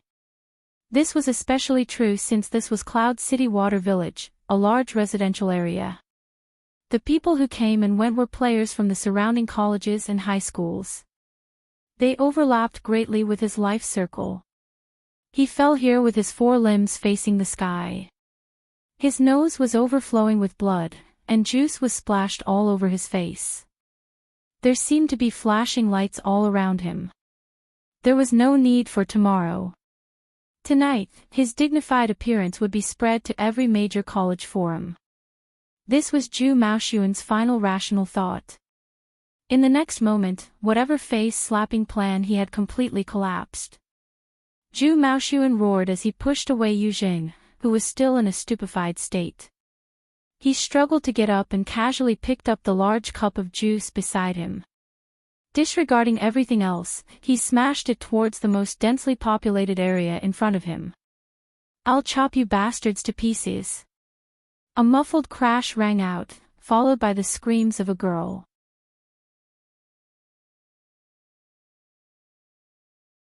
Chapter 407. The matter had undoubtedly blown up. In a short few minutes, the parties involved, waiters, police, doctors, and a large number of onlookers filled Area A of Frost River reality to the point that not even a drop of water could trickle through.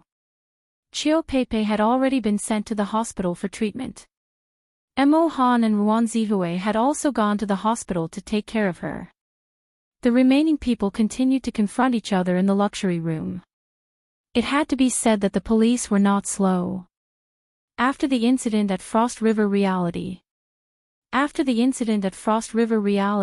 the government's level of control over public occasions had risen by at least 2 levels.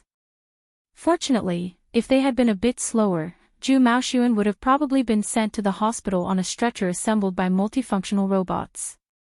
After confirming who the main culprit was, Shuelei punched him to the ground. He still couldn't straighten his back. The terrifying spasms of his internal organs transmitted the negative effects to his brain through his nervous system. It made Zhu Maoxuan want to vomit and feel dizzy. However, no injuries could be seen on the surface.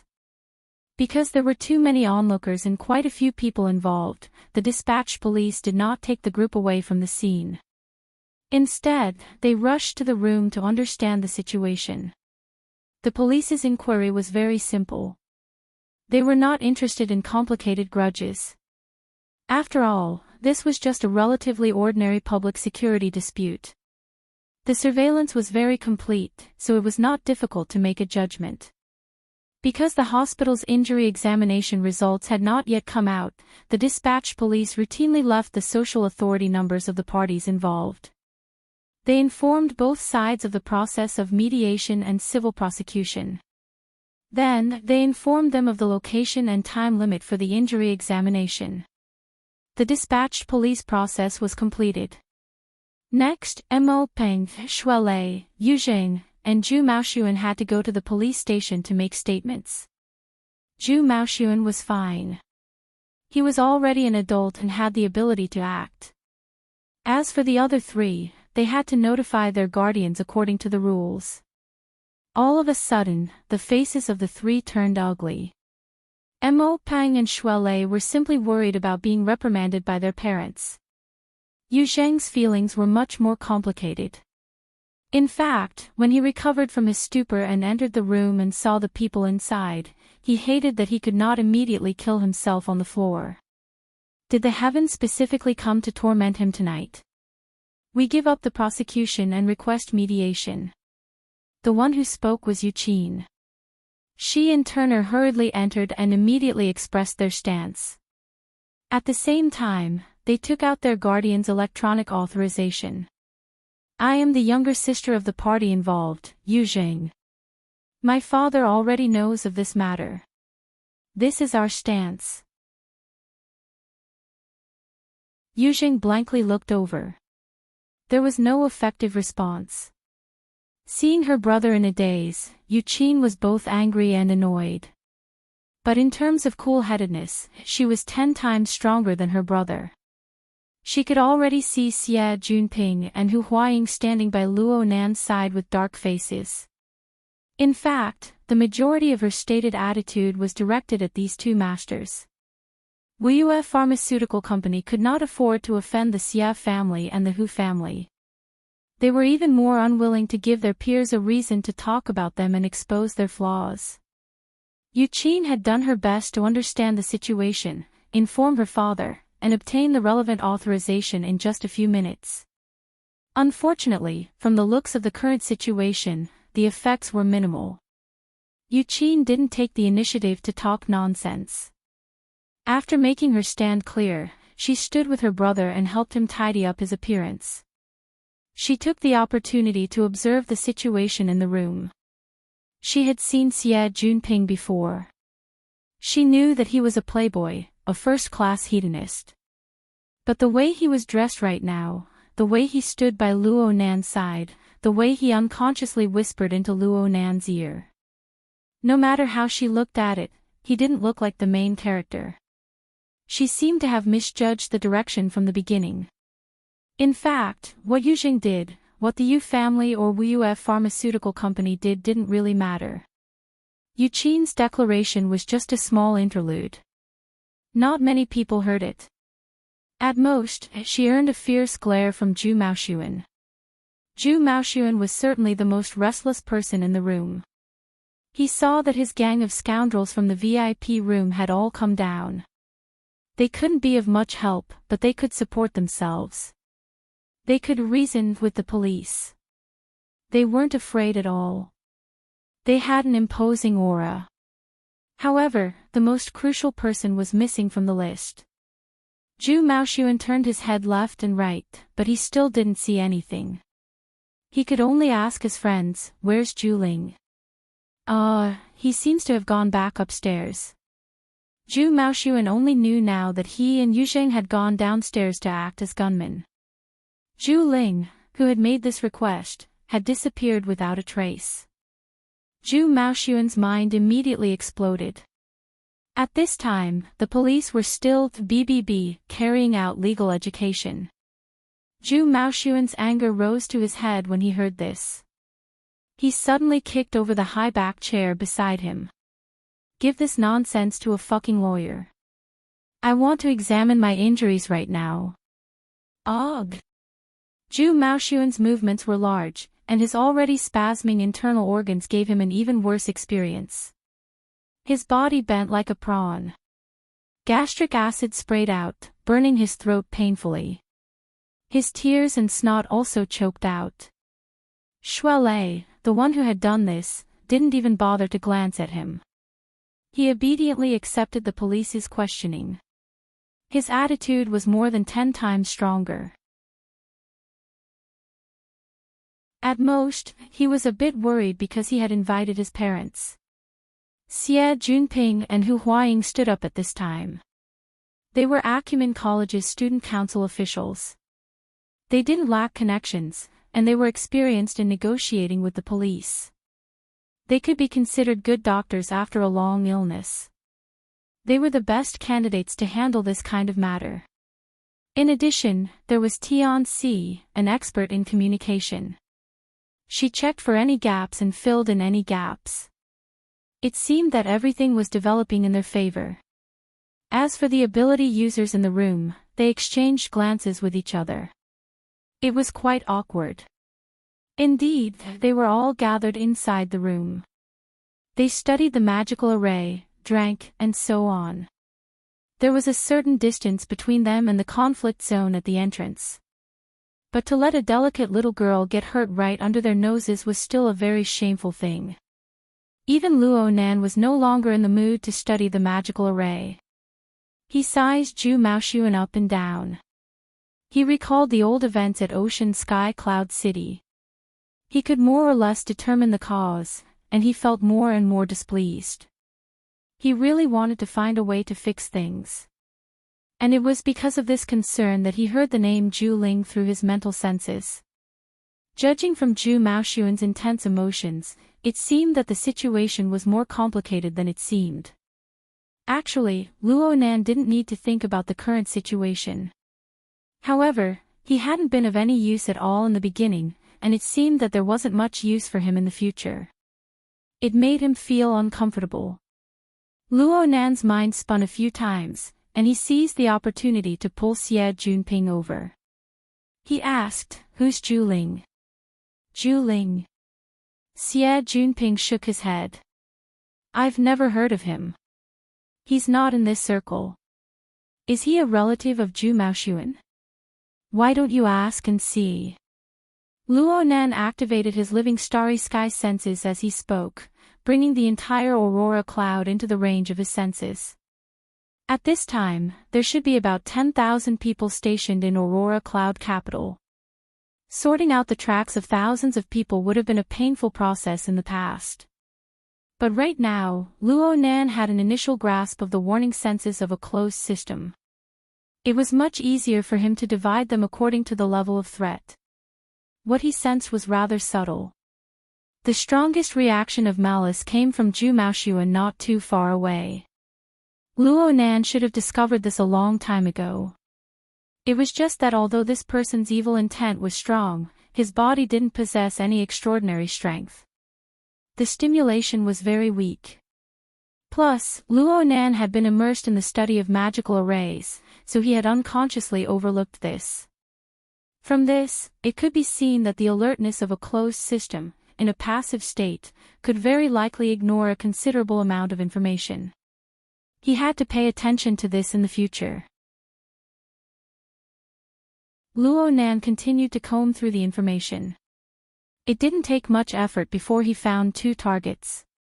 However, it was not a malicious reaction. It was not even from Frost River reality, but from a higher level. What attracted Luo Nan was undoubtedly the special reflection of these 2 in the living starry sky.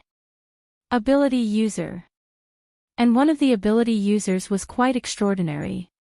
There was a clear distortion to the surrounding starry sky. It was as if it was being burned by incorporeal smoke. If Luo Nan had observed it 2 days earlier, he would have only been able to see a gloomy and blurry nebula without the aid of the telescope. Making a preliminary judgment from this standard, this was already a B-rank ability user. There was another rather interesting point. Although there was a difference in strength between these 2 people, when comparing the constellation structures of the 2, there were quite a few similarities. Moreover, Luo Nan was quite familiar with it. An upright tetrahedron. A burner. It was not strange to see 2 burners in Xia City. The society statistics showed that there were over 300 of them. Most of them were in the military. A small portion belonged to Quantum Corporation. They were out for a stroll and a meal. It was quite normal to bump into them in Cloud City Water Village. These 2 people didn't seem to have anything to do with the conflict below. Luo Nan didn't feel any element of malice from them. The living starry sky indicated that he didn't have any connection with these 2 people in any real sense. Luo Nan didn't want to complicate matters. He carefully examined the burner that he suspected to be a B-rank ability user. The strength it displayed was quite astonishing. Although its format of fire was restrained, its pressure had already penetrated the depths of the mental plane. In the general sense of the 3 levels, 1 region, and 1 realm, it should have touched upon the edge of the abyss region. It would have been fine if this was compared to the mentally enhanced side, but everyone knew that burners were all fleshly enhanced. To be able to obtain this kind of result as an assistant section master meant that he was already on the same level as the Years of Truth Fairchild. Did Xia City have a burner of this level? He Yueyin had explained the relevant information to Luo Nan, but he had no recollection of it. Out of caution, Luo Nan controlled his soul strength to maintain a distance from the material plane. He gave up on observing the burner's true appearance to avoid being captured. That would be awkward.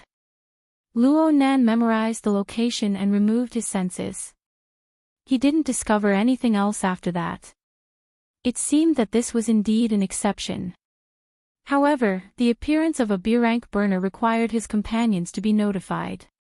This was to avoid sudden events affecting them. This was experience, and it was also a principle. He Yueyin and the others had been emphasizing similar requirements in their lectures for some time now. Luo Nan immediately published this information in the temporary mission window. There's a suspected B-rank burner and a C-rank burner. The two should be together. Their location is above Frost River reality.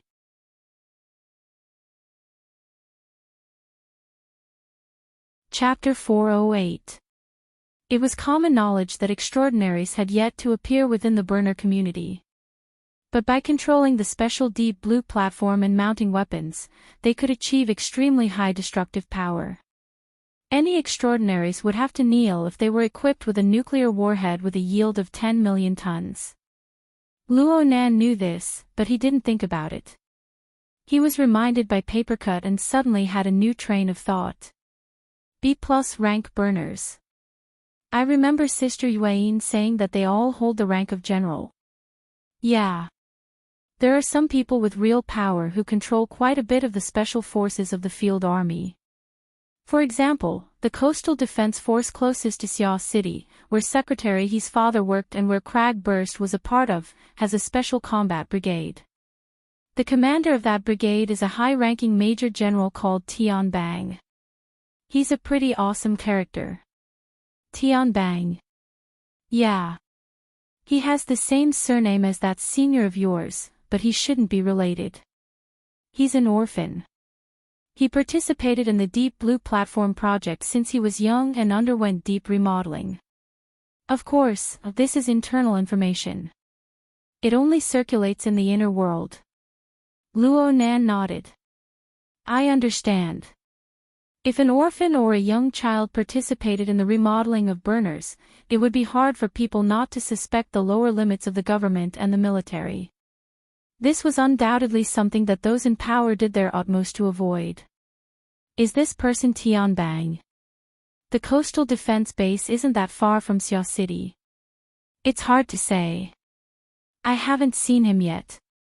I just heard that he floats on the sea all year round, taking turns to fight with the marine mutants. He's an extremely powerful combat type. TSK, this is troublesome. Papercut's brows furrowed tightly as he spoke. The branch's intelligence department didn't react to such a powerful person entering Xia City. It doesn't seem like he came in fair and square. Really?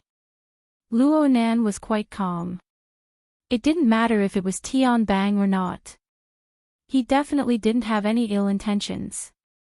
Let's contact Secretary. It's best if we ask her father if he knows anything. If it really is Tian Bang, then this is quite a taboo. Luo Nan tried to contact He Yuan, then he shrugged. He still couldn't contact He Yuan. He could only leave a message explaining the latest situation and his judgment. Right now, Xie Junping was still talking over the phone about Pan Zhu-Ling's background. Zhu Maoxuan was still stomping his feet, his emotions stirred. It was as if he was the one being bullied.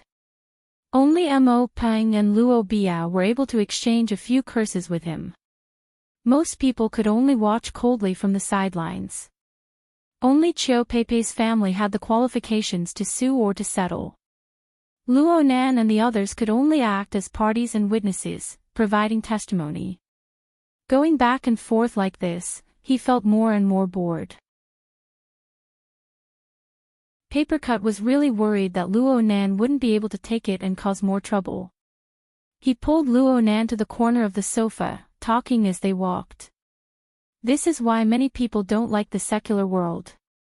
When it came down to it, there were a bunch of rules. The more people he knew, the more restrictions there were. Look at Lei Zi, that punch was really cool, but it's going to take a long time. He might even have to go to court. Luo Nan sat down on the sofa. This time, Luo Nan paid more attention to Cat Eyes. Papercut was between him and Cat Eyes. Brother Papercut, how do you usually handle things? Me? In the middle of the night, he sent a bunch of paper dolls to his house for a party. Yeah, that's about it. Luo Nan felt that Luo Nan's expression was certainly very peculiar right now. Papercut chuckled, with supernatural powers, how could I still strictly follow the logic of the secular world? Unless this world has enough power to counter us. On the sofa, Cat Eyes gently swirled her wine glass and cast a sidelong glance. You're sick. Papercut didn't get angry. I'm just saying, right? Also, put yourself in the shoes of others. If you use abnormal logic to deal with others, others will use abnormal logic to deal with you. We're in Xia City, so it's a bit better. Look at Red Fox. He was eradicating evil and eliminating evil, but what happened to him in the end? Sometimes, I really want to be controlled by someone. I want to follow a set of rules and live a peaceful life. Headquarters might have been able to do it in the past. Unfortunately, it's impossible to count on those bastards right now. Luo Nan handed over a fruit platter as a form of consolation. He asked casually, how many ability users are like you guys? Papercut picked up a few apple slices. What do you mean by, like you guys? Luo Nan thought for a moment and said, you guys have a proper job in society, earn money to support yourself, and follow the rules of the secular world most of the time.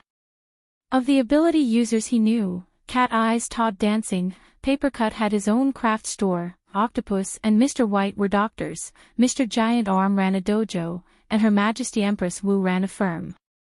They were all very close to the secular world. However, there were also people like President Ouyang who wholeheartedly devoted themselves to research. There were also people like Bamboo Pole who were more of a homebody and only served his peers. Cragburst and Red Fox didn't have stable jobs either, but their days were still quite comfortable. Just like this, the inner world and the secular world converged and separated. It was complicated and interwoven. Many times, it was impossible to grasp the corresponding pulse. It was very vexing. Papercut opened his mouth to answer, but he suddenly remembered that he still had a mission tonight. He turned his head with a smile and said to Cat Eyes, how about you explain it a bit? Cat Eyes' expression didn't change. She poured the peat-flavored wine down her throat. She sneered leisurely, but she was disinclined to pay attention to him. Papercut didn't insist.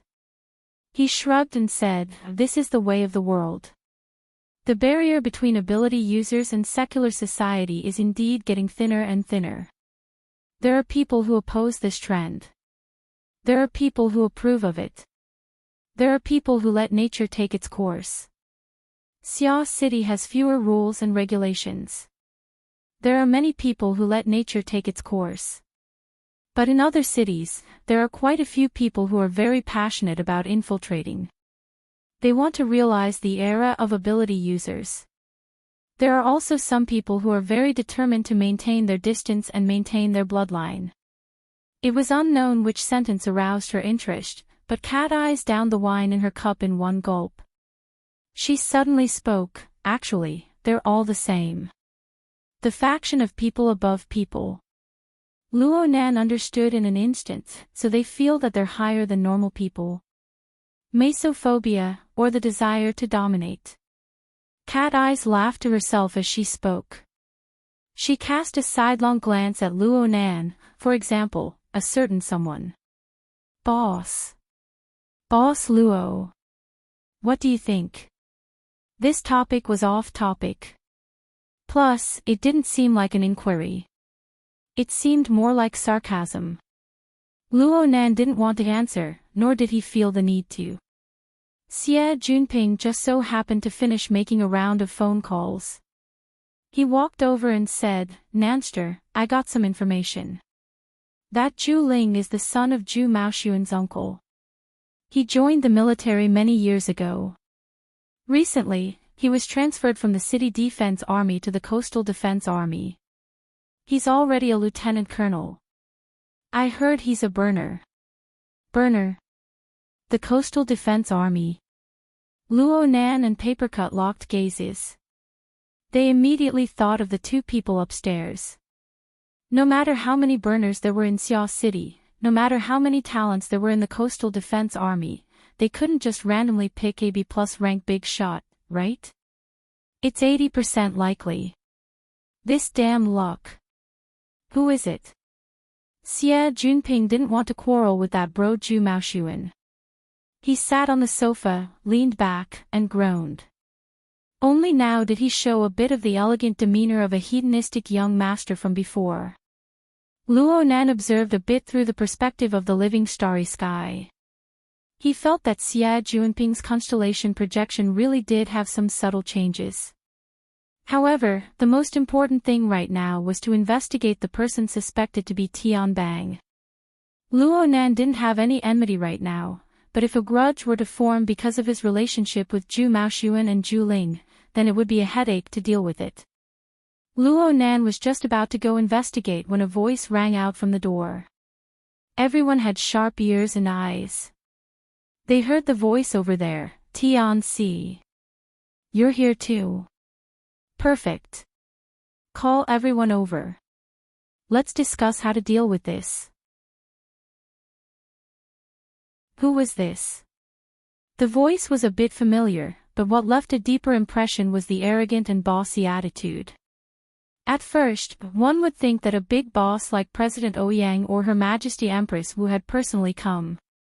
Luo Nan really didn't remember who it was for the time being, but Xie Junping, who had just relaxed, suddenly sat up straight.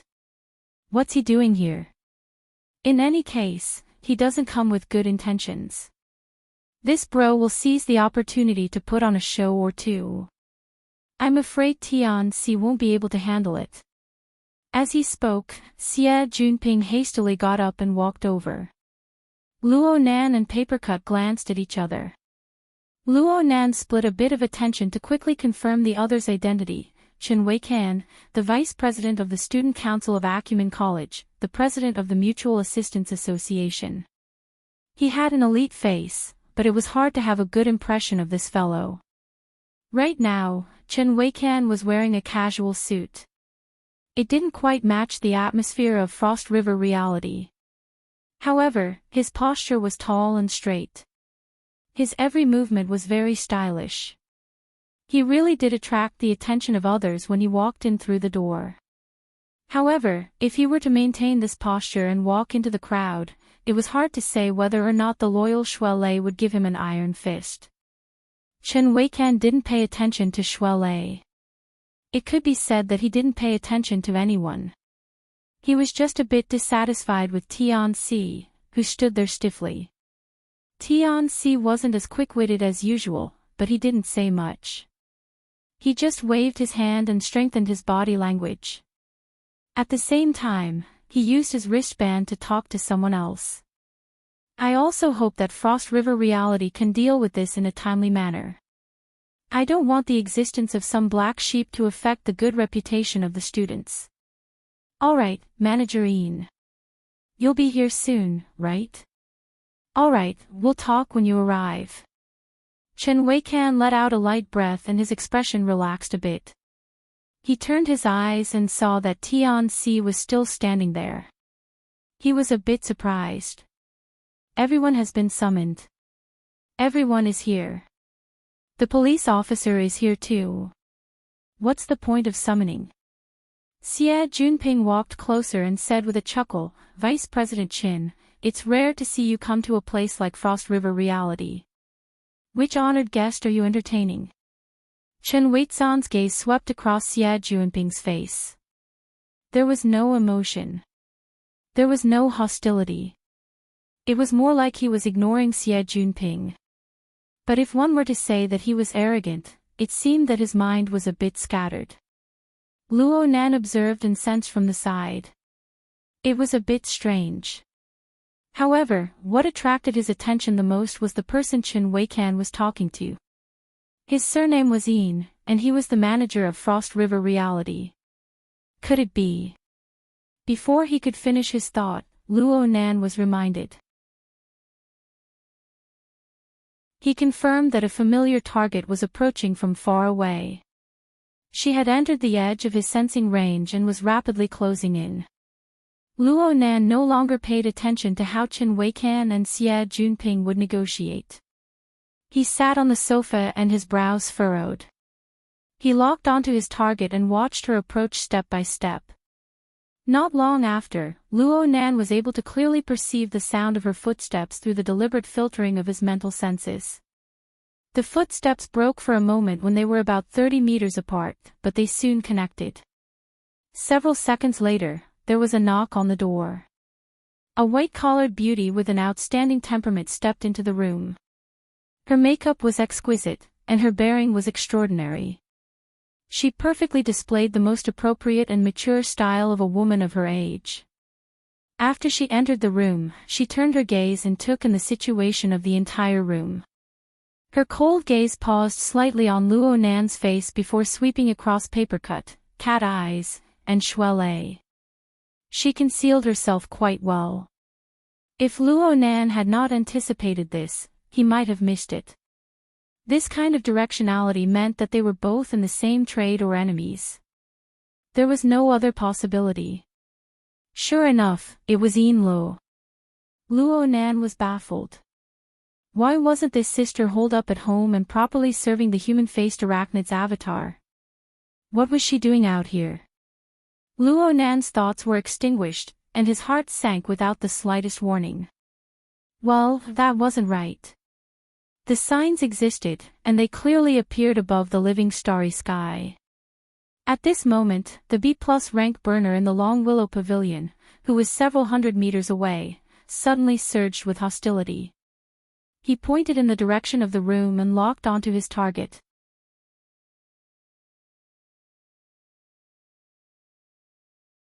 Chapter 409. From Luo Nan's perspective, the other party's hostility was obvious. She had locked onto her target and would make a move in an instant. However, due to the gap in perception, the other people in the luxurious room did not react. Overall, the atmosphere was still very calm. Ha! Yinluo. Papercut recognized Yinluo. Yinli's identity in the inner world was semi-public. After all, the Frost River Waterway project relied on Frost River reality to exist. It was a multifaceted collaboration. There needed to be a person overseeing the project to make everyone feel at ease. Papercut knew, but he did not take the initiative to greet her. He could see that Yinluo was not in a good mood. His gaze swept across the room, and the smile on his face, which could still be considered professional, was about to disappear. Papercut chuckled. She seems to have a problem with you. Luo Nan grunted. He was not surprised. From Yinli's perspective, Luo Nan could be considered the main culprit behind all the turmoil at the Frost River Reality flagship store on Fudong Main Street. It started with him. He catalyzed the escalation of conflicts. In the end, the gold-sucking pool with a daily revenue of over 10 million became a bottomless pit that needed to be renovated. It had yet to recover to this day. Other people might not know the twists and turns, but how could Yinluo, the vice-ablatum of the Blood Flame Order, not know? Luo Nan had seen her through the Wraith sign at least 2 or 3 times recently. She had expressed her grievances during the high-level meetings of the Blood Flame Order. The depth of her grievances could be seen. Now that she saw Luo Nan again and gave him trouble, Yinluo did not immediately lose her temper. This showed that she had cultivated herself well. Luo Nan did not have the time to understand Yinli's thoughts. He leaned back on the sofa. His eyes looked empty, but they were actually transparent. The focus of his attention jumped from the B+ rank burner to Yinluo, and then to the human-faced arachnid avatar that accompanied Yinluo. After all, this fellow truly belonged to him. Right now, the Wraith sign was habitually hiding at the border between the Abyss region and the Polar domain. This was a domain that 99% of ability users would find hard to reach.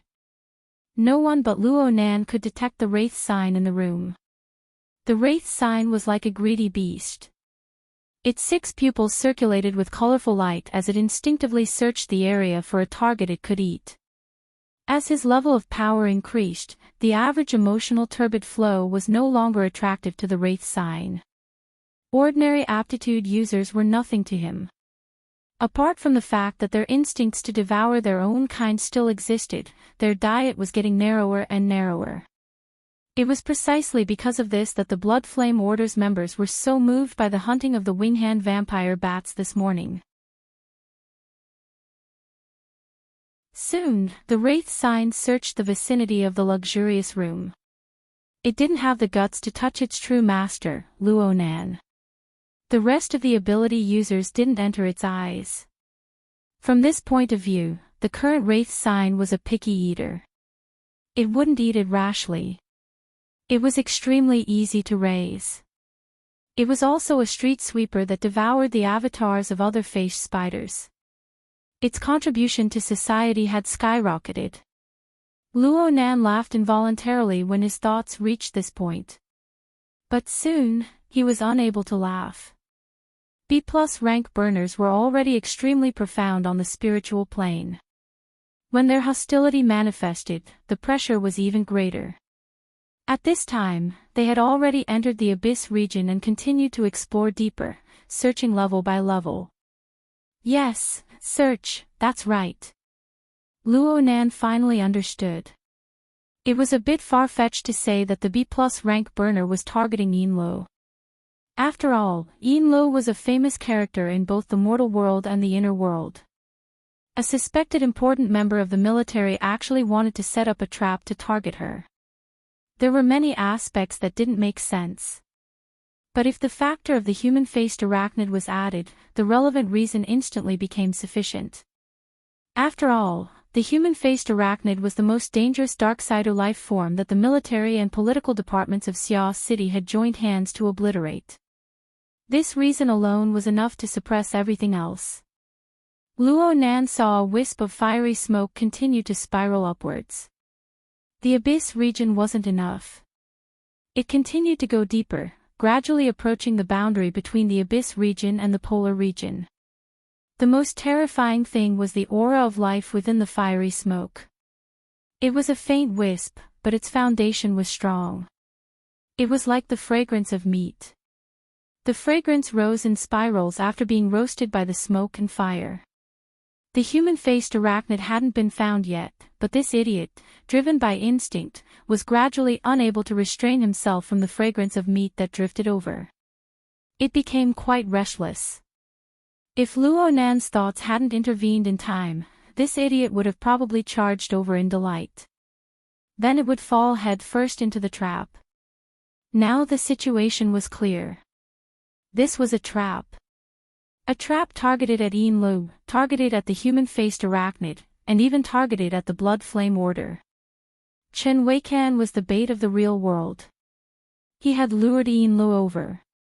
The B+ rank burner was the hunter. He specialized in targeting the human-faced arachnid. He had used a technique to lure it. These two might not be the only participants. The officer called Zhu Ling was most likely one of them. And no matter how many participants there were, no matter which power was behind the scenes, one thing was certain.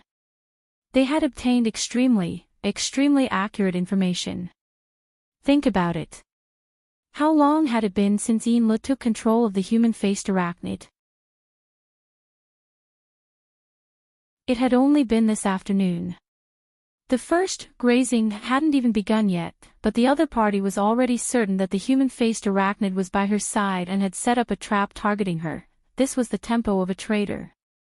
The faces of the upper echelons of the Blood Flame Order instantly flashed in Luo Nan's mind.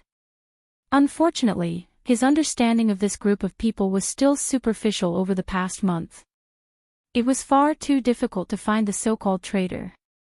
He took a deep breath and steadied his mind. The B+ rank burner was not targeting Luo Nan, but his target was undoubtedly the Wraith sign. As one of Luo Nan's most important believers, the Wraith sign was once the sole reliance of Luo Nan's mental attacks. Even now, the Wraith sign held a pivotal position in Luo Nan's sealing system. Therefore, Luo Nan received an astonishing pressure from the living starry sky while the other party was unaware of it. The starry sky fluctuated from nothing, and it seemed to grow more and more intense. This was definitely not going to work. Luo Nan didn't have the time to think too much. He first overstepped his boundaries and stepped over Yinluo. He gave the Wraith sign an order. Go deeper. Go deeper. Luo Nan let this idiot dive deeper into the mental plane and play hide and seek with the other party. As long as the other party could not truly lock onto the wraith sign's position, it would be hard for him to determine Ainley's position. It was possible to delay for a period of time. The short-term results were fine. The other party had been using his baiting methods for a long time, but he had gained nothing. He was already a bit puzzled. The mental smoke began to change direction substantially, doing even more useless work. Luo Nan let out a breath of relief. Right now, Yinluo was completely unaware of the impending crisis in the room. She was just negotiating with Qin Weikan. Her professional attitude was top-notch. Luo Nan didn't care what they said. At most, he was curious. Was this fellow Qin Weikan purely a bait tool, or was he a participant with autonomous capabilities? Yes, let's let the details go for now. Driving the wraith sign to temporarily hide in the polar domain was the only thing Luo Nan could do from a technical point of view. But this kind of hiding could not last long. Let alone others, even Yinluo herself would panic if this continued for too long. The connection between the wraith sign and Yinluo was extremely weak when hidden in the polar domain. This could very well lead to new misunderstandings. Pfft. Who cares what misunderstandings she has? It would be smoother to consider things from his own perspective. Luo Nan's heart thumped. He had enough headaches lately because of the matter with the wraith sign. It was said to fish in troubled waters. Perhaps this was an opportunity. If he could really take advantage of the chaos to retrieve the wraith sign and throw the blame onto the military, then wouldn't it be the best course of action for him to stay out of the matter? Luo Nan couldn't help but ponder upon this thought. He was calculating how many resources he could use.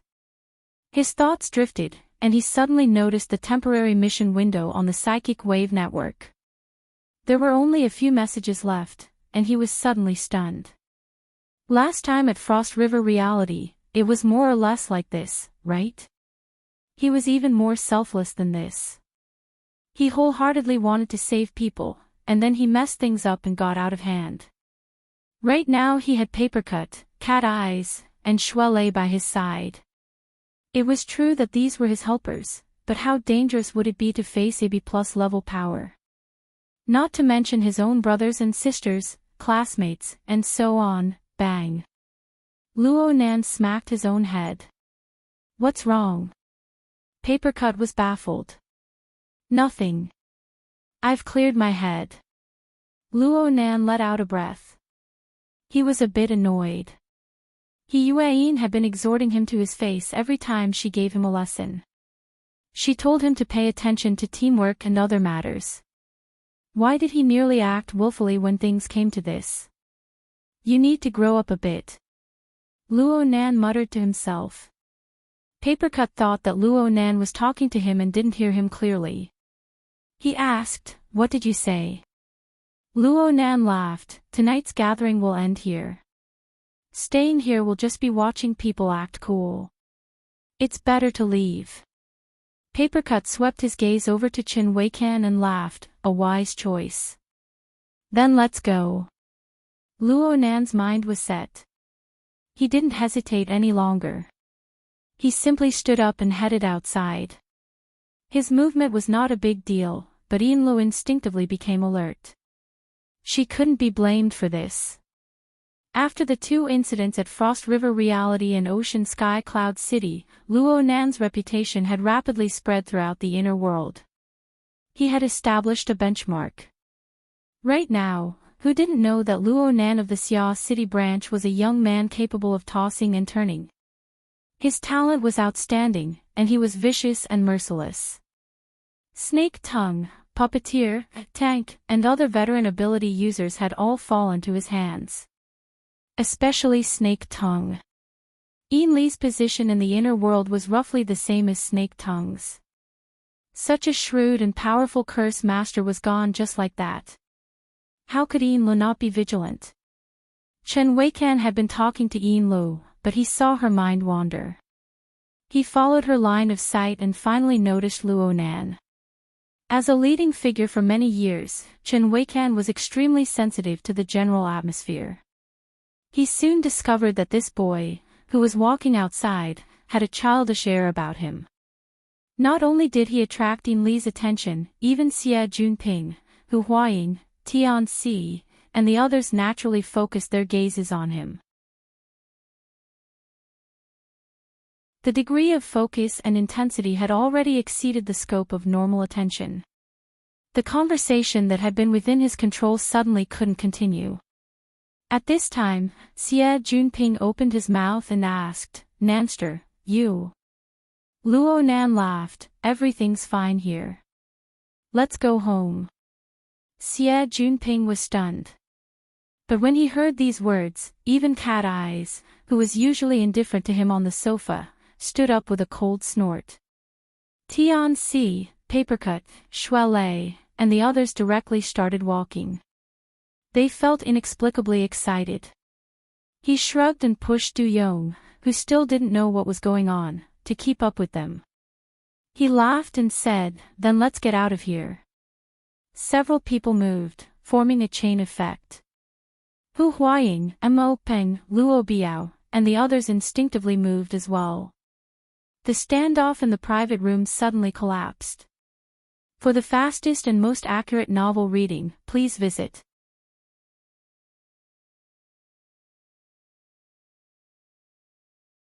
Chapter 410. The group of people didn't leave just like that. Some people, like Luo Nan, had already unloaded their peripheral equipment due to the haste of the incident just now. Others hadn't. Even if they wanted to leave, they had to finish their business. The room was in a mess.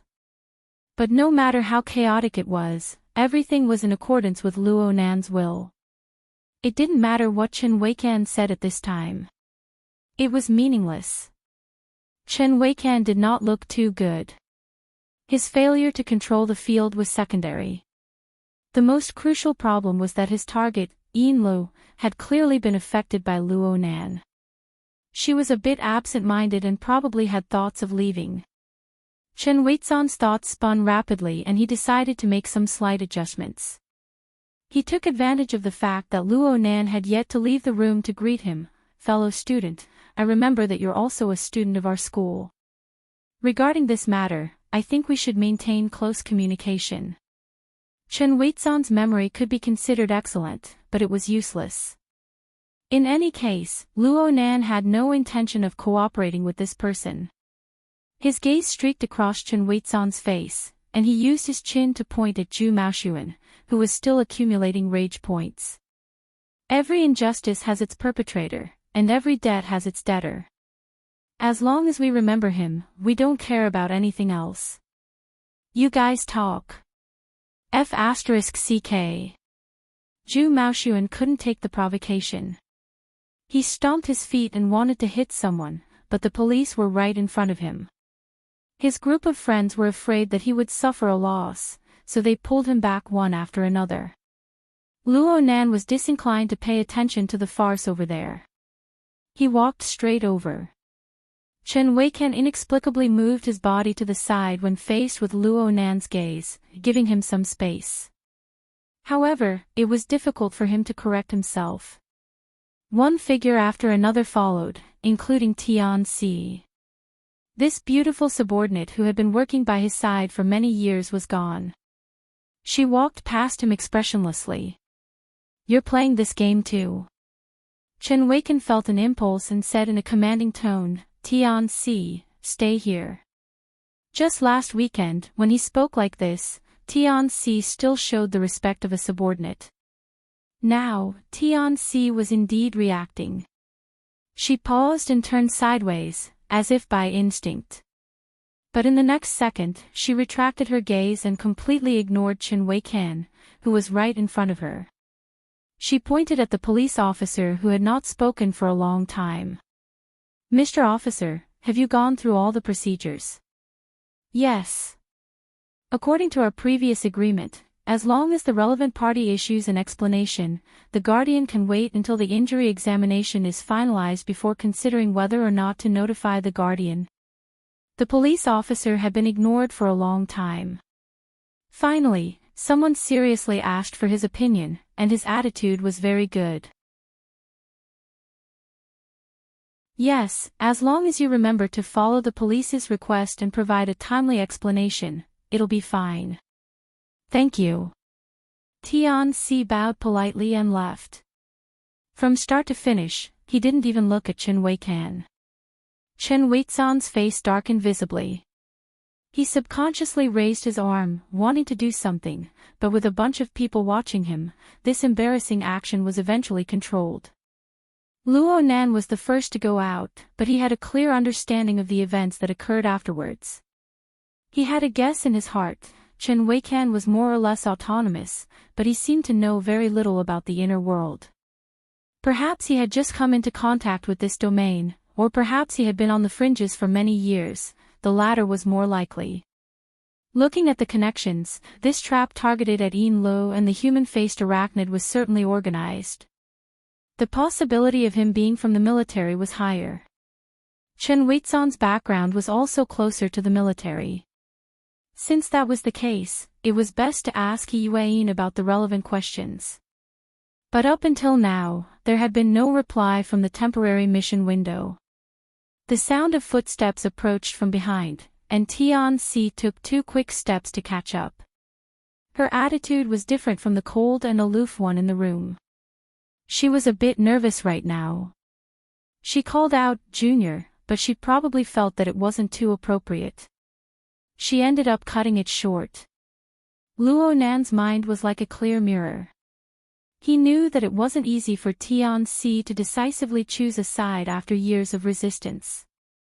Even though this kind of decisive choice was a bit too much. He didn't have any ill feelings toward Tian-Si. Moreover, he felt a bit apologetic because of the matter at Ocean Sky Cloud City. He didn't want Tian-Si to be overly worried and fearful, so he turned his head and smiled to comfort her. Then he thought of Chen Weizan's position in the school. He was afraid that Chen Weikan would make things difficult for Tian-Si later, so he said, "Senior sister, you're about to take the postgraduate exam. It's fine to let go of some school affairs." His words were simple, but Tian-Si misunderstood. She immediately said, "I'll resign from my position in the Mutual Assistance Society when I get back." Holy crap!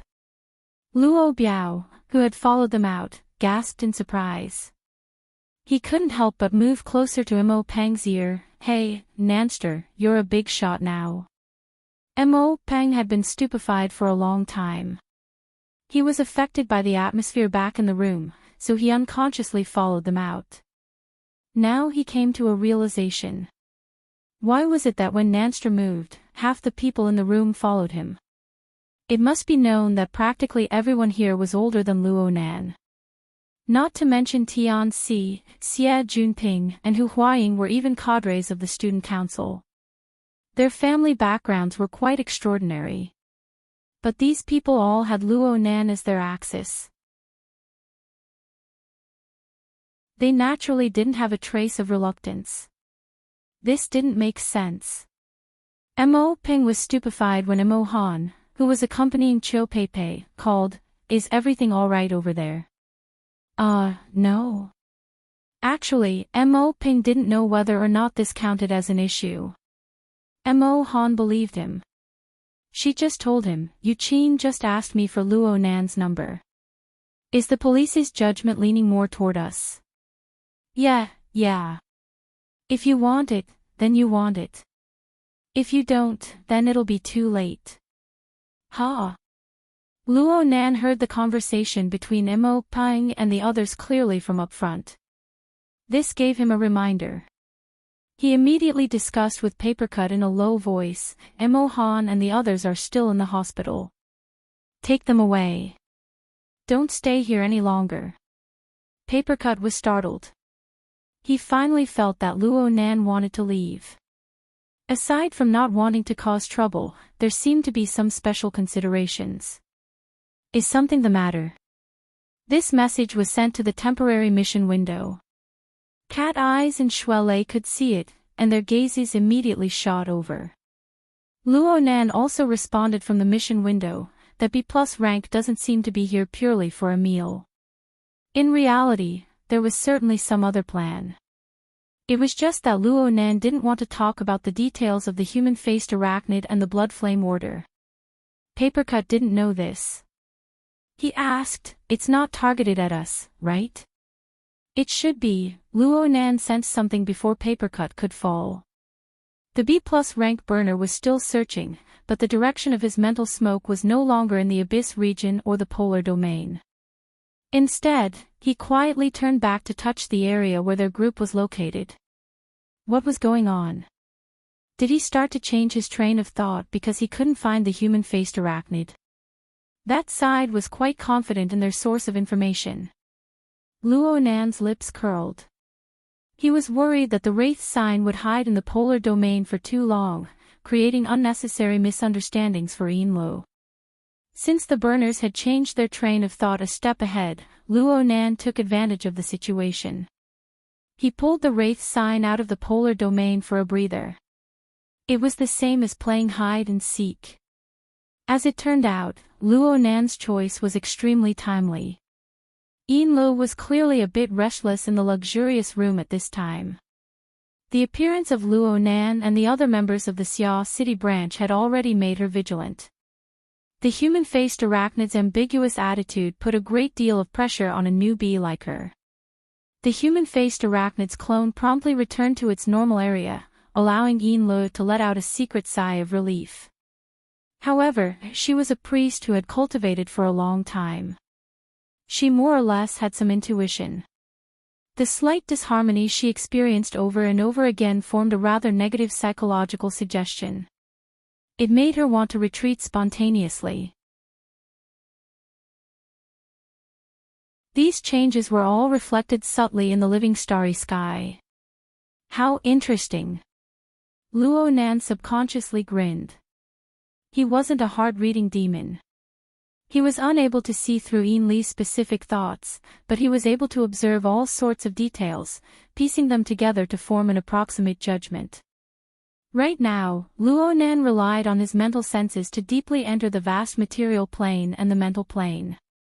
He had a rough grasp of the picture of life of tens of thousands of living beings. From this, he formed a relatively abstract living starry sky. He could feel the minute changes created by various factors, such as emotions. As his observation experience grew and his understanding of the development of the situation deepened, the layers, angles, and details that he had unconsciously overlooked in the past gradually gained practical significance. He could more easily organize and generalize, forming a comprehensive, three-dimensional, and intuitive picture of observation. It was like playing a map cheat and playing a strategy game with a group of opponents submerged in the fog of war. There was a sense of superiority in beating him up in all aspects. Of course, if Luo Nan truly believed that he was beating him up in all aspects, it could only mean that Luo Nan had lost his mind. A B+ rank burner, an organized and premeditated action trap. This was the tempo of the base's technology tree rising to the top. If the other party really wanted to make things difficult for him, then he could just use his normal attacks to blow up this side. At this stage, Luo Nan could only play 2 games of hide and seek.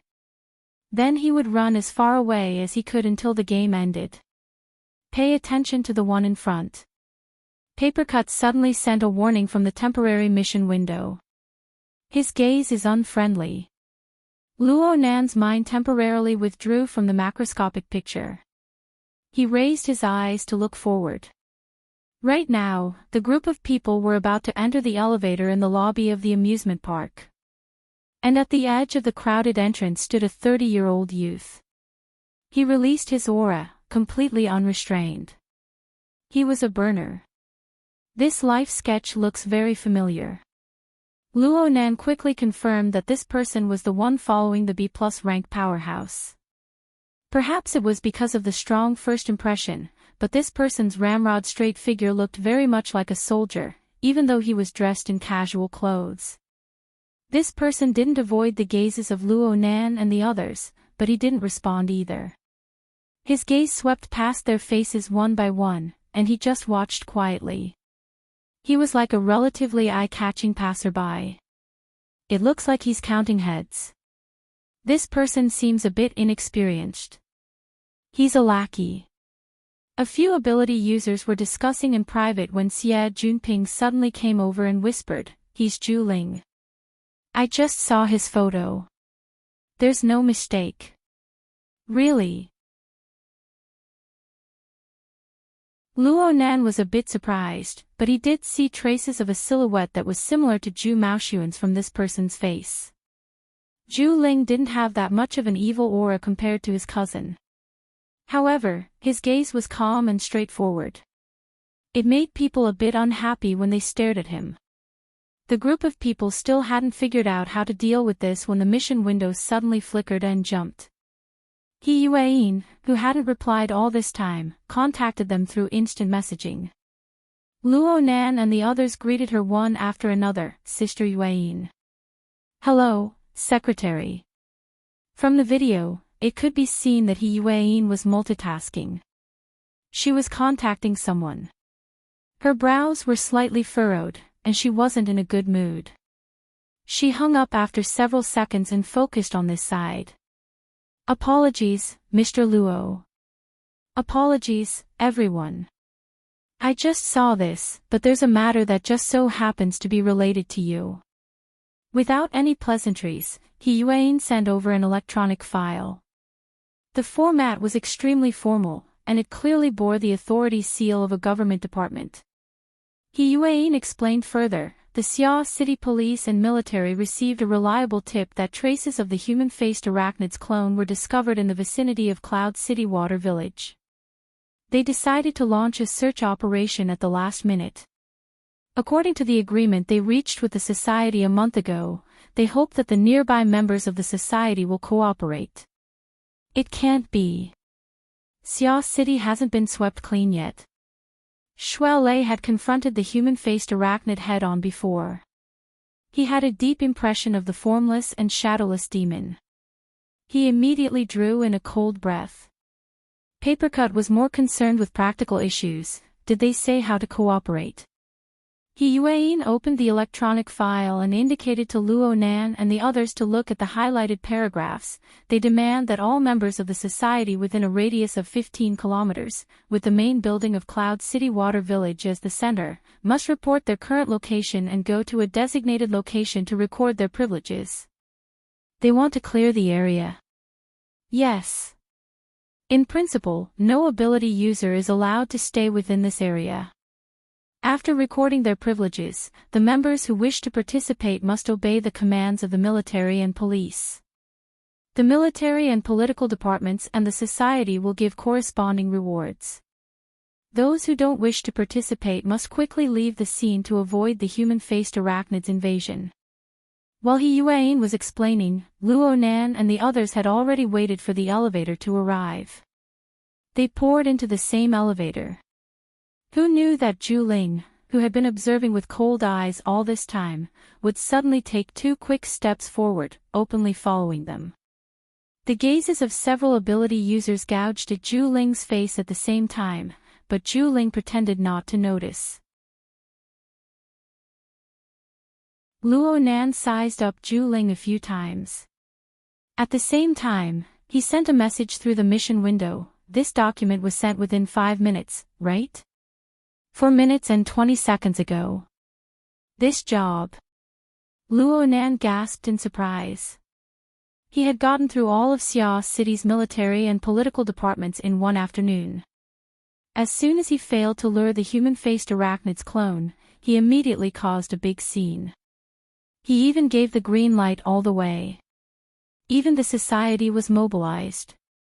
This further confirmed his previous conjecture. It was very likely that Xia City's military and political departments were leading this operation. He could see their determination even more clearly. Sure enough, relying on a cheating device to hide and seek wasn't a long-term solution. Leaving the battlefield as soon as possible was the wisest choice. However, the other side didn't want to let go so easily. Luo Nan gave Zhu Ling another glance. He wanted to probe deeper, but he was worried that Mo Peng and the others were present. He cast a glance at Papercut. Papercut understood tacitly. His fat face instantly revealed a pleasantly surprised smile. Hey. Little Ling, that's you, right? Zhu Ling was stunned. He didn't have time to react before Papercut grabbed him. Aha, I'm definitely not mistaken. I've seen your photo before. You look so handsome even without your military uniform.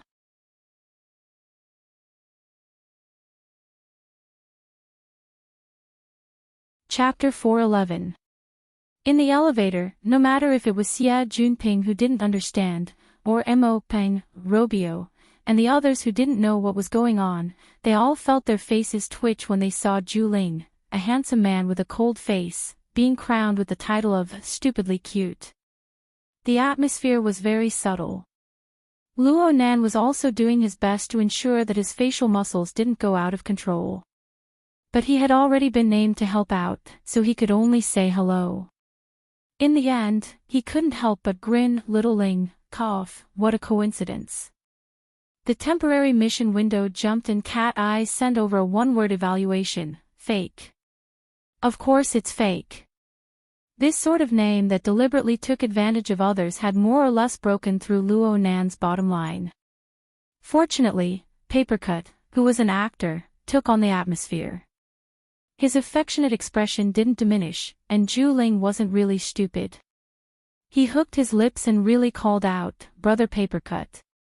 In any case, this chance encounter was finally completed.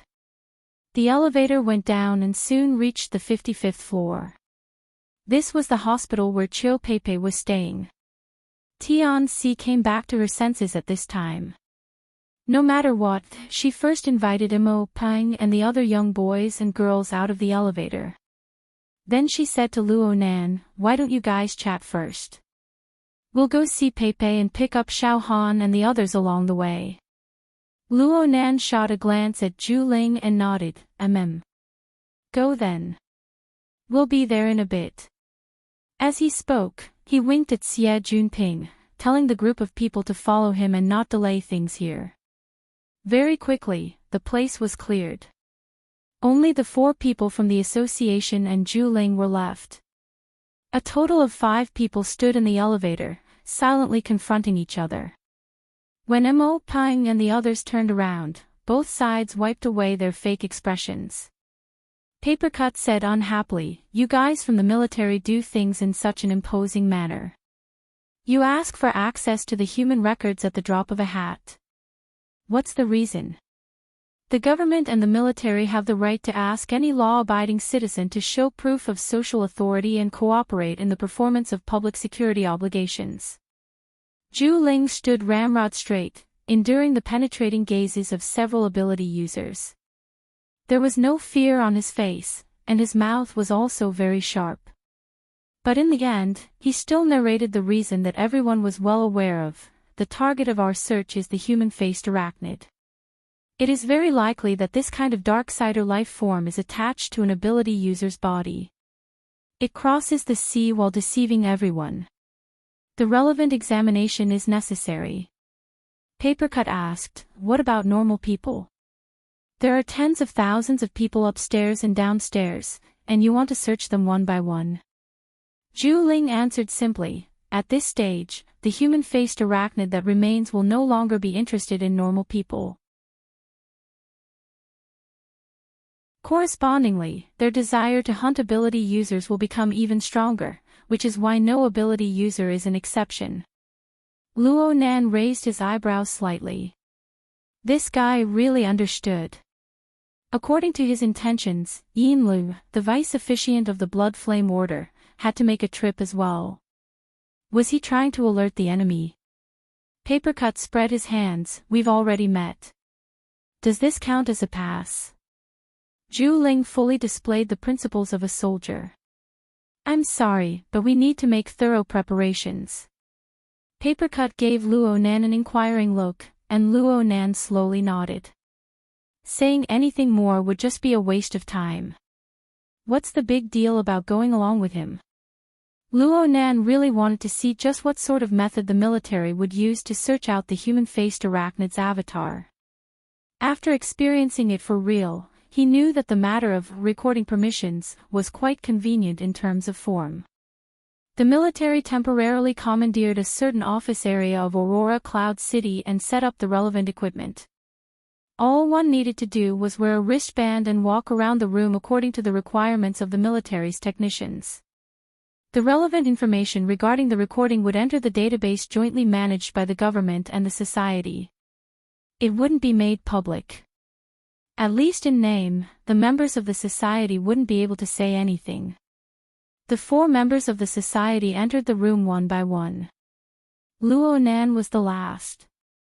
The first 3 people passed without a hitch. When it came to Luo Nan, things went quite smoothly.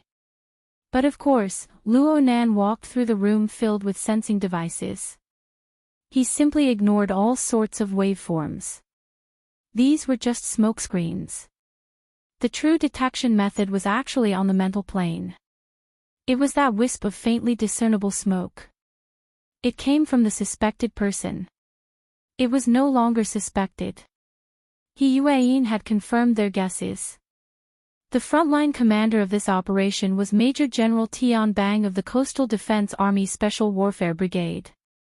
It was said that the Xia city government had specially invited this person over. Luo Nan had reservations about this.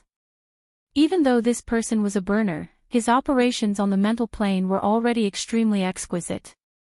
Compared to Fairchild, Luo Nan's finesse was a level higher. He was even above many mentally enhanced people. The mental smoke lingered inside and outside their domains.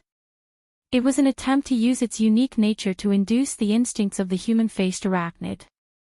Cat Eyes and Papercut were both mentally enhanced, but they didn't detect it at all. Luo Nan slowly walked out of the room and glanced to the side. There were fully armed deep blue walkers standing guard to the side. They were clearly in a state where they were ready to go. This posture wasn't too friendly. Perhaps it was because of this that Zhu Ling had been accompanying them in casual clothes to dilute the hostile atmosphere. When Luo Nan came out, he heard Zhu Ling giving Papercut and the others a job. "Everyone, are you really not going to participate? The rewards for this operation are quite considerable." Papercut grunted and grunted in response. He simply pointed to Luo Nan when he saw him come out. "We'll listen to the boss." Zhu Ling didn't get this internal joke, but he was very clear about Luo Nan's special position in this group of people. Even if he didn't know before, he now knew the things he needed to know after integrating the information he had access to. An extremely dangerous person who could control a mutant, who could use his power to replace the perpetual fortifications with an infrasonic array, and who could instantly turn an entire city district into a land of death. Of course he could be the boss. He had to be the boss. Zhu Ling immediately cast an inquiring gaze. Luo Nan hooked his lips. "I won't be participating tonight. My first priority is to ensure that my family and friends are far away from danger. I hope the military can keep the situation under control. This is our duty. But it's still a pity that I missed an opportunity to fight shoulder to shoulder with Mr. Luo." Zhu Ling deliberately reached over and shook Luo Nan's hand. "I'm very sorry. Mao Xuan, that idiot, had eyes but failed to recognize Mount Tai. I hope that Mr. Luo won't bother with him. Of course, I was also stupid at the time." No matter what Luo Nan thought, Zhu Ling's attitude was impeccable. Luo Nan could tell from this that under his cold and arrogant exterior was an exquisite heart that understood propriety and the ways of the world. Luo Nan always admired this sort of person. He also hoped that he wouldn't become enemies with this sort of person. Otherwise, he would have crushed him to death earlier. Mo Peng gave him a call at this time. Luo Nan grunted twice and said, "We're meeting a few friends. We'll be down soon. You guys can just head downstairs." A message popped up in the mission window at this time. Luo Nan saw it and said, "I've already called a special car. It's in the parking lot on the 4th floor underground. You guys can head there directly. I guarantee that you'll be escorted to your doorstep. In any case, it's near the Nade district, right?" The so-called special car was actually arranged by He Yuan. She had swapped out the usual security car for a business car. It would be safer to take everyone away early. That thorough. Mo Ping clicked his tongue twice. But he had already been shocked many times today.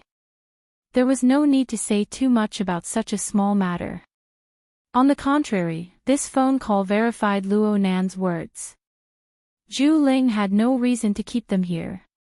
He gestured with his hand, sending them off. The group of people were walking out when Cat Eyes suddenly said, "Hey.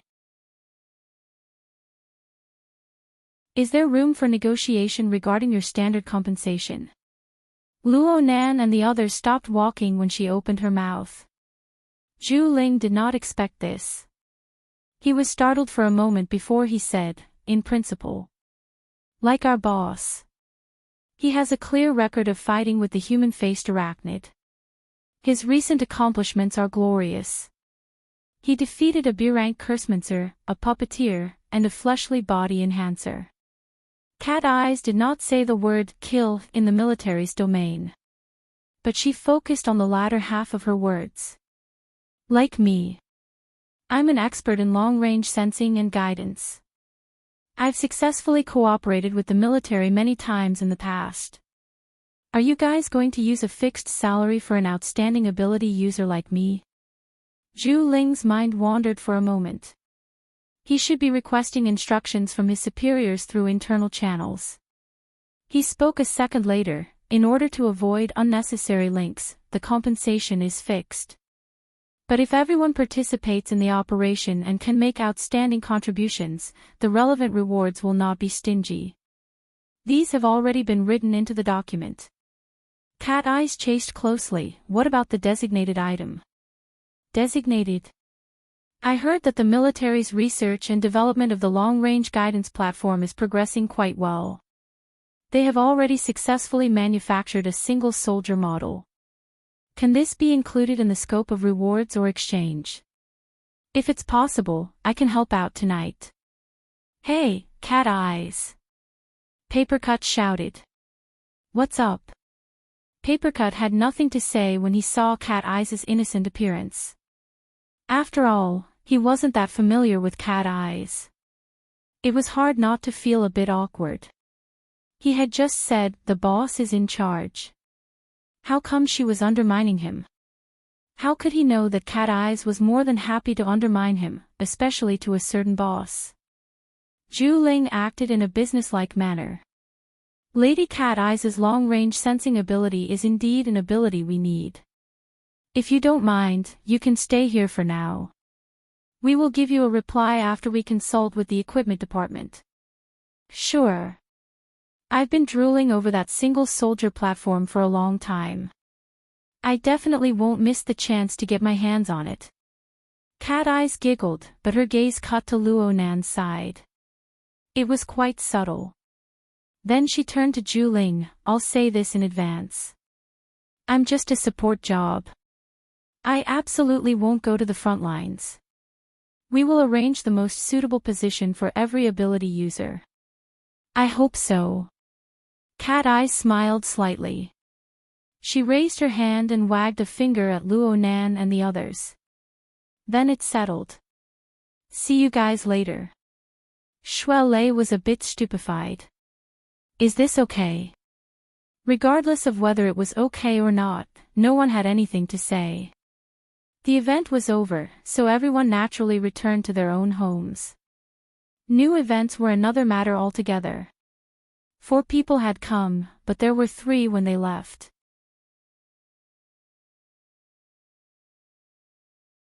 After entering the elevator, Papercut couldn't help but say, "Brother, Cat Eyes really has quite a bit of an opinion of you. You really need to do more work in the future." Luo Nan's lips curled, but he didn't say anything. He was still pondering over the subtle gaze Cat Eyes had cast him before they parted. The group arrived at the 4th underground floor and quickly met up with Mo, Pang and the others. Chiu Pei's medical treatment was done quite well. Her injuries didn't need to be hospitalized, so she came down with them. Everyone had to split up at this time. Papercut and Shuelei weren't on the same path as them. Xie Junping, Hu Huaying, Du Yong, and the Tian siblings either lived near the school or had their own transportation. The ones who were truly on the so-called special bus were the group from 6th High and the trader of 6th High, Luo Nan. As for the Yu siblings and Turner, Mo Han politely asked them, and they smartly declined. They even expressed their apologies once more. So what? Things had come to this. Their friendship was most likely over. The group of boys and girls were affected by this, and their moods were a bit low. Plus, Chiu Pei had suffered a blow to the head. She still had some symptoms, so she fell asleep in Mo Han's arms not long after they got on the bus. The bus was quite silent.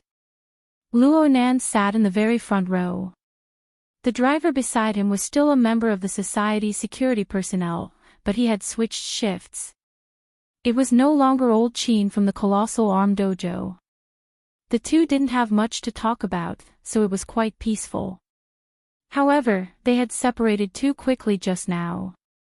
A bunch of things were left unfinished. For instance, Du Yong specifically called Luo Nan to inform him as soon as possible if Luo Nan had any new insights into magical arrays. Du Yong hoped to continue the discussion tomorrow. Luo Nan vaguely agreed. Whether he agreed or not was another matter. Aside from this, the temporary mission window of the Hexier was quite lively. Practically no one approved of Cat Eye's choice, and it led to a small discussion. Cat Eyes recovered a bit of her refreshed spirit after they separated. She spoke with certainty, seeking new things and taking risks are the true essence of life. Otherwise, what's the point of having extraordinary abilities? Just look at old you and you'll know. As long as you don't become an extraordinary, prolonging your life and staying young are just wishful thinking. You need to do things that normal people can't do in a short 100 years. Luo Nan thought that perhaps this was Cat Eye's true temperament. She was most likely depressed from being shackled by the chains during this period of time. Shuelei showed signs of being convinced. Sister Cat Eye's words make sense. There's no need for me to take risks. But when I run the Daoguan, I'll exchange pointers with all sorts of experts. I'll fight a few rounds with powerful people. This is something that normal people can't do. Papercut sighed, you youngsters should just play by yourselves. I just want to take care of my family's little store and have a successful blind date along the way. Luo Nan didn't want to participate. He had already begun to pretend to be asleep in the car. In any case, he had drunk strong alcohol in broad daylight. There was a sufficient reason. Right now, he needed to pay full attention to Cloud City Water Village, which was getting further and further away. The Wraith sign was his main focus.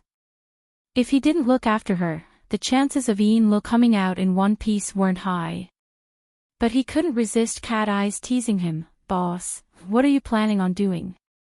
Are you going to continue being a boss, or are you going to advance again? What was advancing again? Luo Nan didn't consider it. And if it was about ideals, he sent a simple message. Formatting theory. Developing formatting theory and restoring his grandfather's reputation were his most pressing desires. These were not secrets within the society. His avatar on the psychic wave network was the classical structure of formatting theory. Cat Eyes seemed to be quite idle. She continued to speak, really. Are you sure this is a pursuit and not a habit? Luo Nan didn't want to discuss such a mysterious topic. He simply used symbols to replace his answer.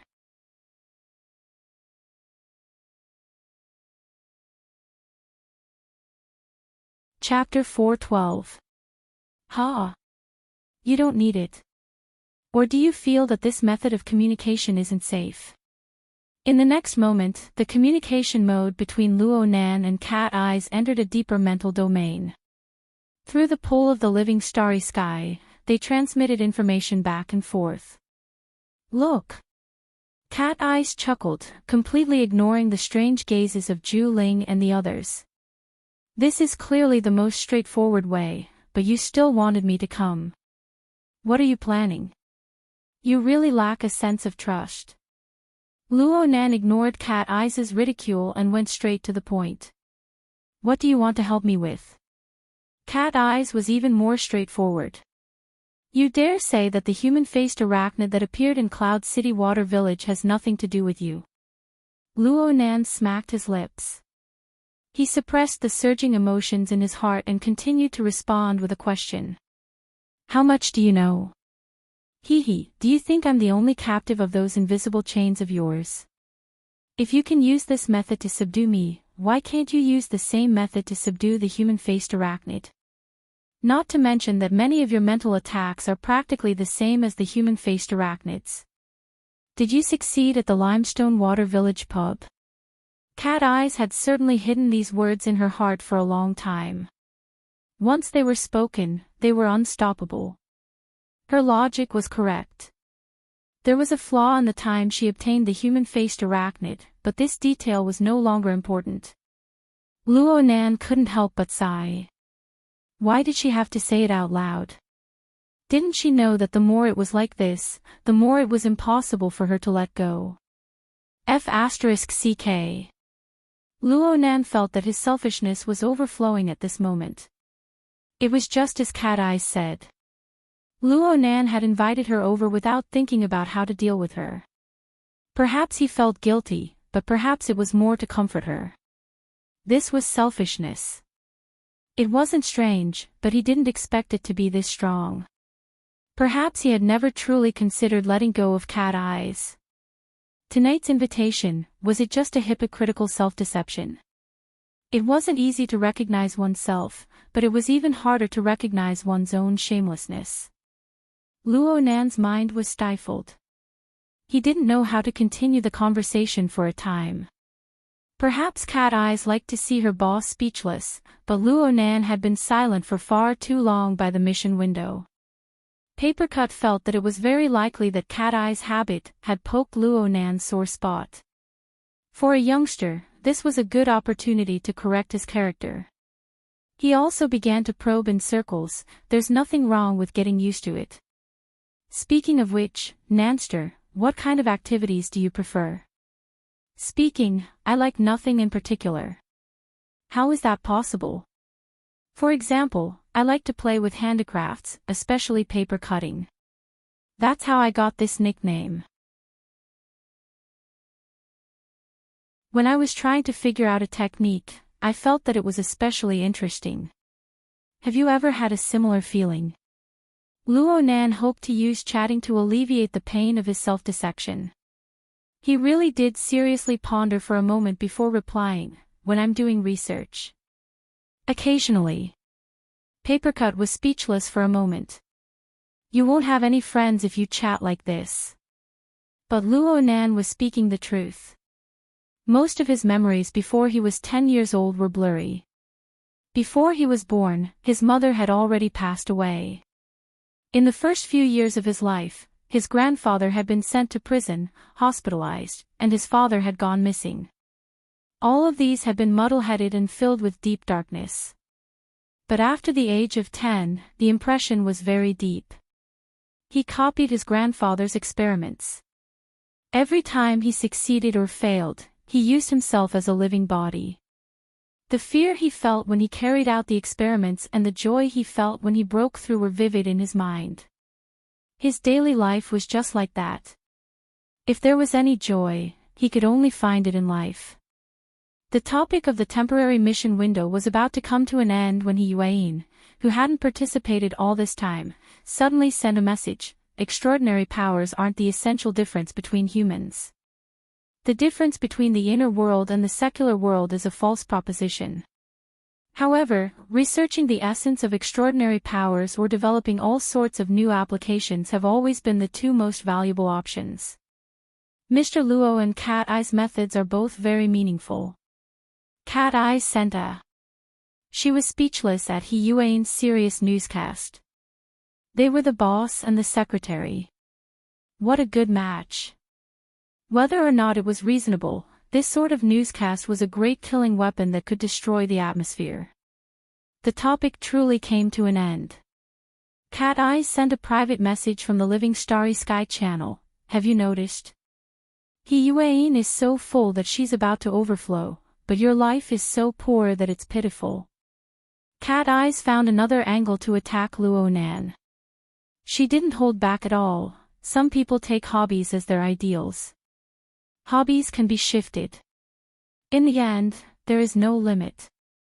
Some people chase after higher standards as their ideals. There is no limit to their desires. It is a lifelong pursuit. As for you, you seem to want to make up for your regrets. Boss, I'm very worried for you. Luo Nan didn't know what the latter half of his life would be like, but he knew that he needed to return to the main topic. He forcefully changed the topic. You're at the command center now. Aha. Excellent. Actually, Cat Eyes didn't know that she didn't need to take the initiative to help him. She was very useful as long as she was there. Luo Nan's field of view had shrunk quite a bit with the human-faced arachnid as a fulcrum after he left. But with the addition of Cat Eyes, the fulcrum, and multi-angle observation, she was able to erect a relatively perfect observation scene. Not to mention that a portion of the Wraith arachnid was inserted into the central nervous system of the enemy's brain. With this kind of support, Luo Nan could write his name backwards if the Wraith sign was captured by these people again. However, Luo Nan slowly tasted the flavor. It seemed that the military's capture here wasn't particularly resolute. Enrich should have sensed that something was wrong at this time with the society's leaky nature. She already had the tendency to leave before, but now she had a deep conversation with Qin Weikan. She slowly dug deeper and deeper into the essence of a matter of jealousy. Even Fan Chu's illegal operations were exposed. As a manager, he would rather spread his dirty linen in public and affect the image of the company. He didn't even consider cutting losses. What was the reason? It was probably the effect of beating the grass and startling the snake. Cat Eyes stood within the temporarily constructed frontline command center. The large screen in front of her displayed the reality monitoring image of Yin Lo. The straightforward inclination caused her to be a bit surprised. You guys are suspecting her. Hey, this is a directional target, right? Zhu Ling responded simply. From the intelligence and performance, she's the biggest suspect. Cat Eyes hummed in response. She finally couldn't help but express her doubt in the mission window. Did they eat the wrong medicine? Why are they so generous? He Yuan responded in a timely manner. The society has already given you temporary authorization. You are currently the society's main contact in this matter. You possess the relevant authority. This was undoubtedly He Yuan's handiwork. Cat Eyes received this favor.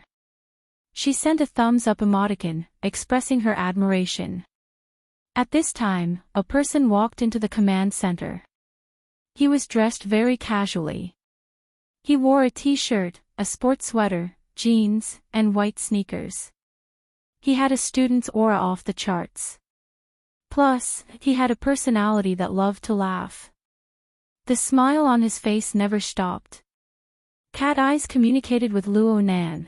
There are still ability users applying. I'm a bit unfamiliar.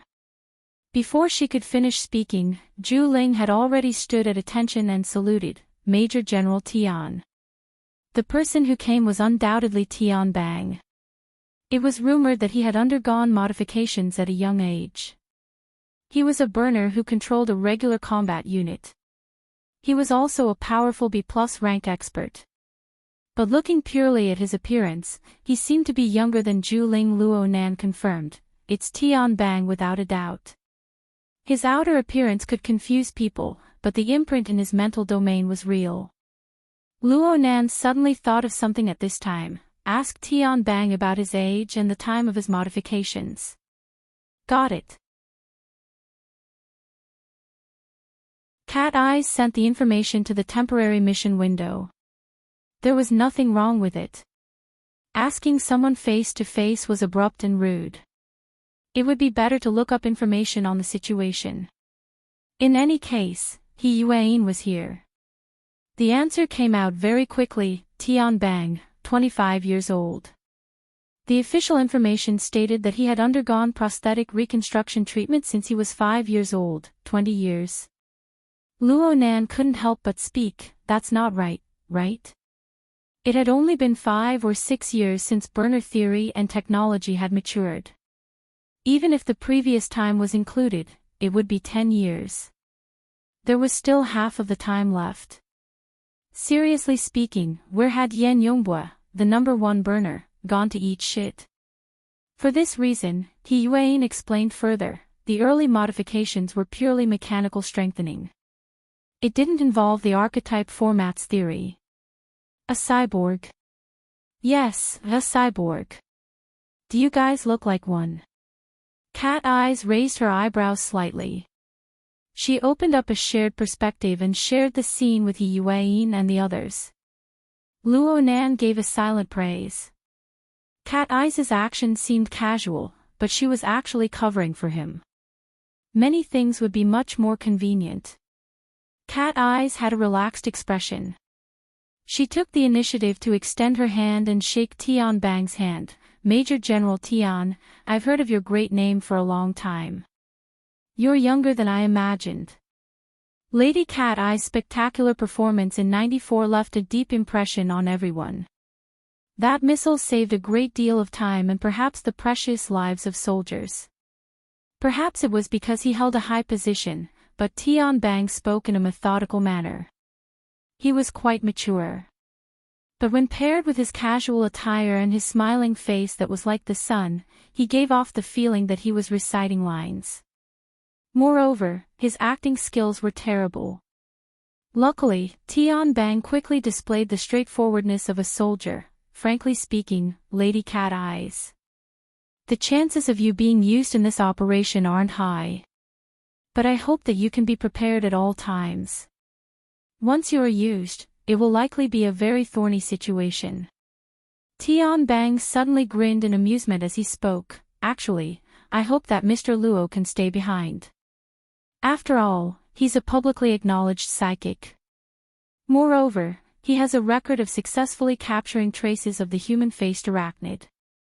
Cat Eyes responded lazily, that's quite unfortunate. Tian Bang wasn't that easy to dismiss. However, there's something I want to take the liberty of asking. Mr. Luo left in a hurry. Is it possible that you don't want to get involved in trouble? What I mean is, with Mr. Luo's psychic abilities, has he already discovered the human-faced arachnid? F***ck me. Luo Nan's heart couldn't help but twitch. As for the temporary mission window, Papercut clicked his tongue twice. Nanster, this person has quite the confidence in you. Speaking of which, do you really have a reaction? Luo Nan replied, I have a reaction towards him. Back at the command center, Cat Eyes covered up once more, I'm not sure about that. But I didn't see him draw this time. According to your military's intelligence, isn't his psychic ability displayed through drawing? Tian Bang's smile didn't diminish. He nodded and said, perhaps. Lady Cat Eyes, you don't need to pay too much attention to me. I'm just casually saying it. Cat Eyes silently cursed a smiling tiger. She didn't want to let this person feel comfortable. He extended his hand to point at the screen.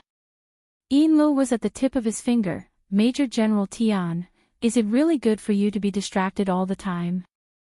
I see that you've already locked onto the target. What do you want to do next? Speaking of which, are you targeting Yinlu alone? Or is it the entire Blood Flame Order? I've heard that your military and the Blood Flame Order have been cooperating quite well. This time, it was Tian Bang's turn to evade. I'm the commander of the operation. I'm not responsible for considering other matters. TSK, they're finally moving. The screen showed that Yinlu had finally ended her meaningless negotiation with Chen Weikan. She left with her assistant and bodyguard. Chen Weikan had already completed his mission relatively well. Naturally, he wouldn't stop them. But there was a question that needed to be clarified in the command center. Should we make a move? Tian Bang shook his head. Follow procedure. Invite her to the identification room to record her privileges. Zhu Ling responded with a yes. But then he saw that Tian Bang didn't make a move. He was a bit baffled.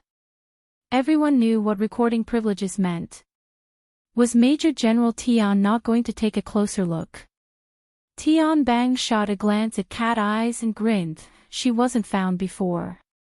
The possibility of her being found now isn't high. It's good to let her go. She can leave this crowded area. We still need to thank her. Keep observing. Everyone. Yes. Zhu Ling immediately went out. He was prepared to personally act as a guide. Cat Eyes sent Luo Nan a private message. You didn't even find her. Are you helping? Luo Nan grunted and then sneered. This Tian Bang is really a master who says one thing and means another. He talks casually, but he's still investigating behind the scenes. He's never relaxed. From Luo Nan's observation point of view, he could see the mental smoke still lingering. He didn't let any sliver of possibility slip by. Cat Eyes gave him a bit of praise. You've helped quite well. But the problem right now was that Yinlu didn't know this. It was hard for her to pin her hopes on an illusory fluke. It wouldn't be strange if she made a wrong judgment or overreacted because of this. For example, Yin Li's expression could be considered calm, but her expression was very ugly. Her thoughts were extremely heavy. Up ahead, Zhu Ling was already waiting outside the elevator. Yin Li had most likely seen him as well. But then, this woman suddenly made a large turn and walked into the washroom to the side. Her assistant and bodyguard stopped outside. Major General Tian. Zhu Ling practically thought that Yinlu was trying to escape, but the command center didn't have an intense reaction. They just smoothly switched to the surveillance of the washroom. Yinlu could be seen standing in front of the sink. She stared blankly at the mirror on the wall for a while. She ignored her exquisite makeup and twisted her head to face the gushing water column. Cat Eyes put herself in Luo Nan's shoes and made a preliminary judgment. She's determined to fight with her life on the line. Hey, I'm talking to you. Luo Nan didn't respond because he was listening attentively. He was listening to the whispered conversation that was currently echoing from within the Wraith Sign's body above the mountain peak of the Blood Soul Temple. The Blood Flame Order didn't choose the communication tools of the secular world. Instead, they used the Wraith Sign to directly communicate with Yinlu. The special intent that was transmitted was undoubtedly that of the Order's High Priest, Mrs. Halder. This leader of the Blood Flame Order didn't involve herself in any messy details. You're tuning into the LoveLore Library YouTube channel. We're so grateful for your support, and don't forget to subscribe to join us on this incredible journey through captivating stories. Your generosity through donations truly makes a world of difference, as it's the primary source of revenue that allows me to expand and enhance this channel for you. Thank you from the bottom of my heart for being a part of this adventure.